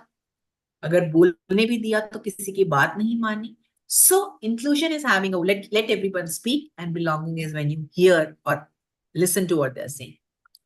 So we will know that inclusive education has really become embedded in our culture when the term becomes obsolete. So the way we do not now anymore give the vaccination of smallpox because it has been eradicated.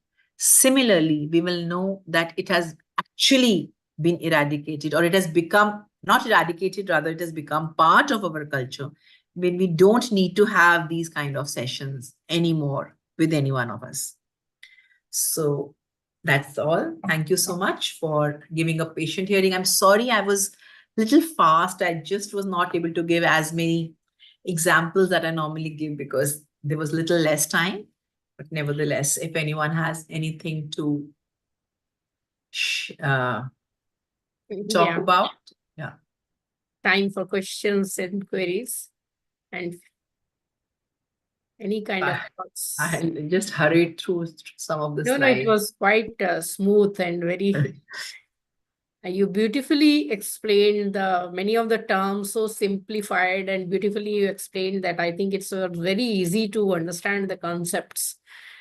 I think now the platform, I want to tell everyone that it's open for everyone to ask any questions. Or just share your thoughts if there's anything that you would like to, whatever is it, if there's something that you do in your classrooms which can help us also or other participants, that would be nice. How you make your the students included, if there are any diversities, and how do you tackle that? We would really love that. And definitely the diversities are there because this topic is there. So actually, See, the when we have opportunity for each one to discuss their experience also. I think they might be having these experience. You covered very thoroughly lot many experiences and examples, and we could relate actually. So actually आजकल बच्चे पूरी country से आ रहे हैं, CUET भी है, पहले भी आते थे, अब और ज्यादा आ रहे हैं. So they are facing multiple issues like रहने की प्रॉब्लम्स हैं, खाने पीने की प्रॉब्लम्स हैं. तो actually this becomes a diversity which normally हम डाइवर्सिटी सिर्फ कुछ चीजों को मानते हैं, but diversity is actually with respect to everything how our students are differing. अब एक बच्चा जो घर में रह रहा है, पेरेंट्स के साथ रह रहा है, has access to lot of means, coming from a good background, as compared to a student who's staying separately in the hostel. Sometimes बच्चे लेट आए तो कभी बच्चों ने बोला, इसे एक बार मैम खाना नहीं बना था तो हम खाना नहीं लेकर आए, या क्लास में लेट आए आफ्टरनून में, तो मैंने कहा व्हाट हैपेंड, तो हमको लंच नहीं मिला था, तो कैंटीन में भी बहुत रश था उस टाइम पे.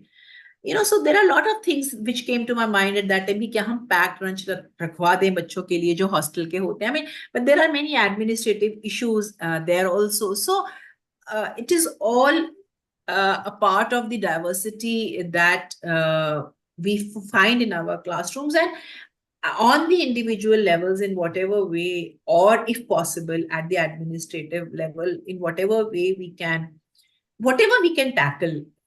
I feel that is, as teachers, that we should do. Language problem, yes, Sai Santosh ji are writing that yeah, language problem बहुत ज्यादा होती है. तो हम कई बारी बच्चों को, we try to be bilingual, तीसरी language तो हमें भी नहीं आती, तो वो तो हम भी नहीं बोल सकते. But so so in my classroom I was talking in Hindi majorly because बच्चों को वही समझ में आता है. तो वो जैसे ही मैं देखती थी कि वो there are two students from Kerala, उन्हें इंग्लिश नहीं आती, तो हिंदी नहीं आती, तो जैसे ही उनकी तरफ मेरा उनकी तरफ शक्ल जाती थी, तो I started talking in English and I tell them the moment I see you I start talking in English, I feel that you are also sitting there, so please आप मुझे टोक दो, मुझे बता दो कि आपको ये चीज नहीं समझ में आई, I'll repeat it in whatever language I have not said. So at least that much we can do, that we either speak in both the languages possible. बाकी साइंटिफिक टर्म्स तो हमने खुद ही, हमें नहीं पता. And also I also tell my students many times that आपको paper तो इंग्लिश में ही लिखना है. So it's better that you try and rehearse in English, because otherwise you will not be able to write your paper. So yes, in whatever way we can help our students, we should do that. Yes, I think there is Kanta ji, you have a hand raised, please. Yes. Yeah. Hello. Thank you so much. I am from Indore Government Holkar Science College, and I teach English. It was a wonderful session, and certain things I found resonating, like you mentioned about, the students might be hungry. So many a times when I've walked into the class, they've opened their lunch boxes and they are having, their food. And a couple of times, you don't know what to do. But then later on, I realized that, they've come from far off. As you said, somebody is staying alone in a hostel and stuff like that. So I've usually told them, okay, when you're done, I'm in the adjoining staff room. So just call me. So then, because earlier I had been a little, I'd scolded them, and I could see the expressions on their faces. And for us, that is not the time for having lunch, but for them, because they've started early. And the second thing you just mentioned about the language problem, because I am English teacher. So as I walk in, students have come from all different sections, and mostly they are from the Hindi belt. So as soon as I switch on to Hindi, कि अच्छा ये ऐसा है and इसको ऐसे करेंगे, ये metaphor है, metaphor मतलब हिंदी में. So you suddenly see a changed expression in their eyes. So I think it does work. NEP is all about that. So thank you so much for a wonderful session. I think हमें ना थोड़ा सा जैसे, अगर मैंने बहुत often देखा है कि हम लोग ये बोलते हैं अपने आपस में दैट हम ऐसा नहीं करते थे, तो आजकल के बच्चे ऐसा क्यों कर रहे हैं, मतलब हम इतना डरते थे अपने टीचर्स से, हम तो ये भी नहीं बोलते थे, हम कभी कुछ नहीं कहते थे, but we have to change, the generation has changed so much so, like you're talking of, as many times I see my own younger colleagues eating right early in the morning and I tell them कि क्या बात है इतने क्यों, मतलब and they say भूख लगी है मैम हम तो खा रहे हैं, मतलब my colleagues. So बच्चे तो फिर बच्चे ही है ना, उनसे और 15 साल 20 साल छोटे हैं. And you know, it sometimes you feel okay, 5 minutes of my class or 10 minutes gone, but अगर आपने उनको वो टाइम दे दिया, and अगर नहीं दिया, you can imagine their frustration level, you can imagine their feelings towards you, you can imagine how much learning they will have.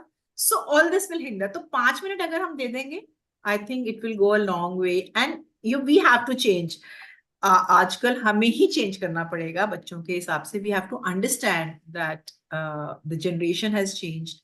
So we need to change our mindsets also. So I think whatever you've said absolutely resonates with Yeah, and it did make a difference, you know. It does. And they knew that okay, ये ma'am आ गई है तो 5 minute मिल ही जाएंगे. And you know, they eat in a hurried manner, and I tell them, okay, carry on, 5-10 minutes, no issues. We can extend, or you know, इतनी बड़ी कोई issue नहीं है. So it does help, I think. Thank you. I'm sure. Yeah. So is there anything else?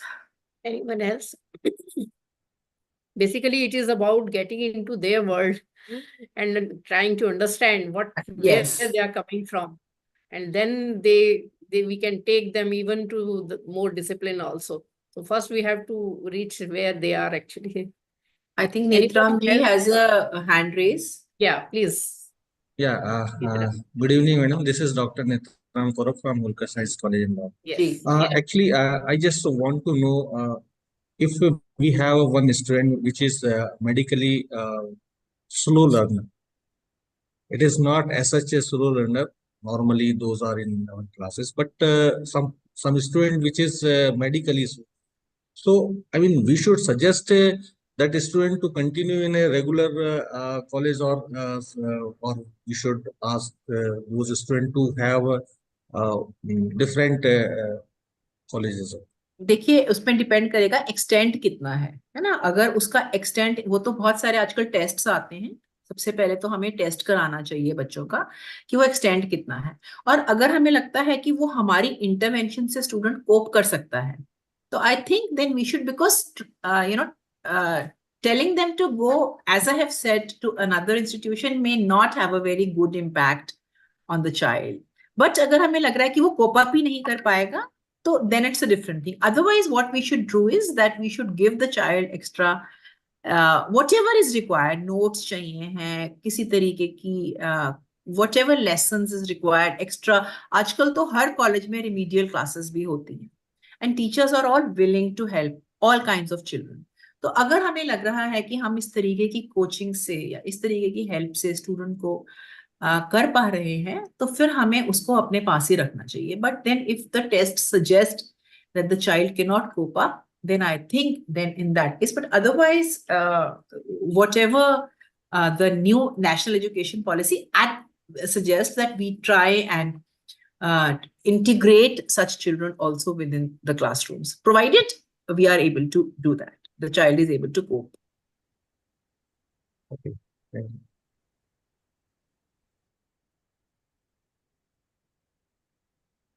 So I think is one more hand is raised. Nep-March Yes. Singh. Nep-March Singh ji. Please unmute yourself. You have to unmute yourself. Nep-March ji. Madam, we are teaching college going students, and most of the students in stage come just to prepare for competition examinations, and hardly we find such students in the classroom. So how to cope up such students and how to take CCs of these students? This is the problem. देखिए ऐसा है कि हमें अगर it depends upon individual child, उसकी क्या requirement है. तो अगर बच्चे, हमें सबसे इसमें हेल्प कर सकती है थोड़ी सी काउंसलिंग बच्चों की और बच्चों के पेरेंट्स की. Very often we tell the students that आपको जो कोचिंग इंस्टीट्यूशंस में मिल रहा है, जैसे हमारे तो खैर साइंस के स्टूडेंट्स हैं तो वो एंट्रेंस के लिए जनरली जाते हैं, तो हम उनको यही समझाते हैं कि वो आपको हमारे क्लासरूम्स में भी मिल रहा है। तो बहुत बच्चे तो, और उनको हम एग्जाम्पल्स भी देते हैं कि आप वहां पे करके जा रहे हो, आप यहीं पर हमसे पढ़िए, तो हम आपको उसके लिए उतना ही एक्सटेंड देते हैं, rather we are not taking any money for that. So sometimes it makes a difference to them. But if the coaching is also not helping, and if they are going for such, तो उसमें तो हम कुछ नहीं कर सकते. We can only do counseling for them or their parents. But if they need to do that, then you can always tell them that वो evening times ले लें, morning में आपकी classes करें, और evening में coaching के लिए चले जाएं. That is what you can do. And I'll give you a small example. आपने जो एग्जाम्स का बोला, मेरे को आज ही एक स्टूडेंट ने मेरे को बोला कि मेरे को छुट्टी में घर जाना है, तो आप टेस्ट इस टाइम पे मत लेना, 1 week. And I asked him कि आप अभी क्यों नहीं गए, अभी तो होली की वेकेशन थी. तो ही सेड मेरे घर हमारे वहां पे एक पूजा है, तो मैंने उस टाइम पे जाना है. तो आई सेड ओके. उसने मुझको सेपरेटली आके बोला okay tell me the dates, I will take the test before और आफ्टर.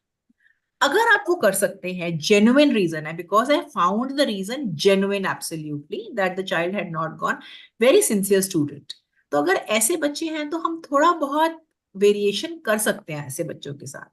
बट अगर बच्चे, you can give a deadline, you can tell them. बहुत बारी हमको पता होता है बच्चे अब कॉम्पिटिशन्स दे रहे हैं, तो हम उसके बाद में टेस्ट रखते हैं, तो उतना तो हम कर सकते हैं, बिकॉज वो भी रिक्वायरमेंट है, उनको आगे अब एंट्रेंस देना है, तो वो लोग नहीं आते पढ़ने के लिए, तो हम अपने उनको एक्स्ट्रा जो देना चाहते हैं हम बाद में रखें. But in spite of that, if the children are not coming, then we can not do anything. फिर तो हम क्या ही कर सकते हैं उसके लिए. Thank you madam. Yeah, Vinod Rathod, quick query one last we can take. जी मैडम जी, गुड इवनिंग. Good evening. मैं ये बोल रहा था कि ये जो सेशन है एक्चुअल में based on child education policy and I think connected with psychology in child education system. तो कई बार हम जब बच्चों को कॉलेज में पढ़ाते हैं तो कुछ बच्चे बहुत एक्स्ट्रा ऑर्डिनरी रहते हैं, पर वो कई बार अपने परफॉर्मेंस को दे नहीं पाते. और जब हम उनको देखते हैं कि भाई ये कुछ अच्छा कर रहे हैं, पर वो कई बार उन भीड़ में से बाहर नहीं आ पा रहे, तो उसके लिए तो यही तो this is what I said that you देखिए, डेफिनेटली एक साइकोलॉजी ही है. वो रोज आ रहे तो हैं, इसके रोज लिए कॉलेज बहुत, आते हैं. हाँ नहीं तो उसके लिए ही तो मैंने आपको एक एग्जांपल दिया था, क्योंकि ये मैंने अपनी लाइफ में फेस किया हुआ है. I told you about this child who was doing exceptionally well in mathematics, and तो टीचर को बहुत डिमोटिवेटिंग लगता था कि बच्चा, बिकॉज उसको आता था जो टीचर पढ़ाती थी, तो वो सो जाता था क्लास में. And that is why the teacher asked him, she जब वो उठा के पूछती थी उसको आता था, क्योंकि चाइल्ड वाज एक्सेप्शनली ब्राइट. तो ऐसे बच्चों को आपको थोड़े motivating questions, assignments. Even I had one student in my class who was very good, and now the child is in Germany doing very well. So I would actually engage that child in some fruitful conversation. मैंने कभी एक बार उसको पढ़ाया, विटिग्री अपने college में पढ़ाया, and he was so engrossed, so attentive, because it was a very nice session. The kind of questions that child asked. So sometimes I would tell कि आप मेरे साथ अलग से आके डिस्कशन करो. और कई बार मैं ऐसे बच्चों के लिए थोड़ा एक्स्ट्रा ही पढ़ती थी, क्योंकि मुझे लगता था कि मतलब ये बच्चे मुझसे जरूर ये पूछेगा, बिकॉज वो इतना ब्रिलियंट बच्चे थे. तो I would actually while I was studying, I would really and that happened. तो उन बच्चों के साथ अलग से मैंने बहुत बार डिस्कशन किया. वो बच्चा बाहर है, मेरे साथ टच में है. So I think we have, this is what I said about the talented students. We have to identify and give them something extra. चाहे हम कोई अच्छी किताबें दें, चाहे हम उनके साथ डिस्कशंस करें, चाहे हम उनको ऐसी जगह बताएं जहाँ पे कि उनके साथ एक हमने इनफैक्ट एक रिसर्च प्रोजेक्ट किया और बच्चे की पब्लिकेशन भी है at the school level, college level. So involve them in some or the other project, involve them in writing a review article, a paper, and you see that children में आजकल तो निकलते हैं ऐसे बच्चे जो आर्टिकल्स भी लिखते हैं, अच्छे से काम करते हैं, टॉपिक भी खुद ले आते हैं, अगर आप उनको दो तो टॉपिक भी ढूंढ के ले आते हैं. तो आई थिंक ये तो यही तो हमारा काम है कि हम ये ढूंढें और उन लोगों को इन्वॉल्व करें. There are children who are getting publications at the under graduation level with the guidance of the teachers. So I think that's what we need to do. हमारी भी पब्लिकेशन निकल आएगी इस चक्कर में. जी So, yeah. ठीक, thank you madam. Yeah. I think, yeah, there is a question. Is there any WhatsApp group of participants? Yes, there is. We will, I will, tomorrow I will send that. मैं भेज दूंगी. WhatsApp group में तो added हैं सारे participants. Anshu जी, आप added नहीं है WhatsApp group में? No, ma'am, I'm not added. So please, someone please send the link here on the group so that Anshu ji can be added. And I think we can end the session. It's past. Yeah. So it's been a little... let me take this opportunity to propose the thanks and vote of thanks to our distinguished speaker today, Professor Sarita Pasi, for session on students, diversity and inclusive education. And really your comprehensive insights and practical strategies have illuminated the importance of creating a learning environment that embraces all students, irrespective of their background or abilities. And it's a very sensitive topic, and you have handled it very beautifully and made it very simple and really engrossing. So I think we thank really for you on the behalf of participants as well as organizing committee. Thank you very much. Look forward for more interesting topics from you. And I think this topic is, it's a today first day, so there will be a lot of discussions further in the coming days. And today, both the lectures have been very inspiring and engrossing. So I think it has laid a very good foundation for the NEP orientation program today. And I hope it's going to help a lot for our participants to get inspired for their transformative journey for the students and making the learning centric strategies really workful and possible for their students. So we thank all the participants also for interacting and participating. So, and the organizing team also. So we look forward tomorrow, everyone. All the best for the rest of the evening, night.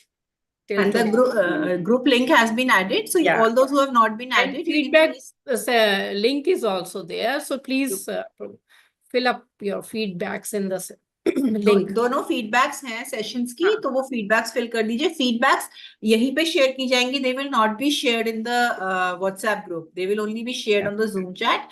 दोनों feedbacks हैं, please उसको भर लीजिए. और WhatsApp link भी है, तो please all those who are not added, you may please get added here.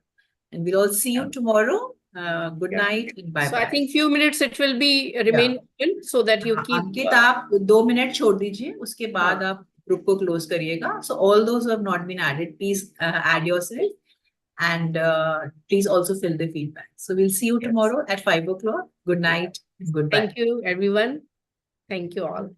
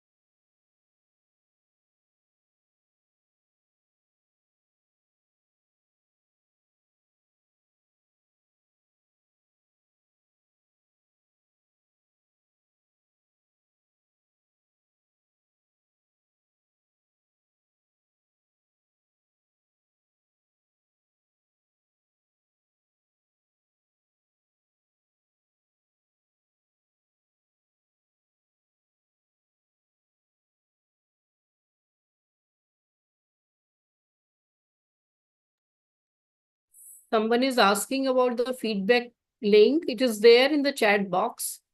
So please fill the feedbacks in the links available in the chat box. And one or two people have registration related concern. Please leave your details for the technical team to revert on this.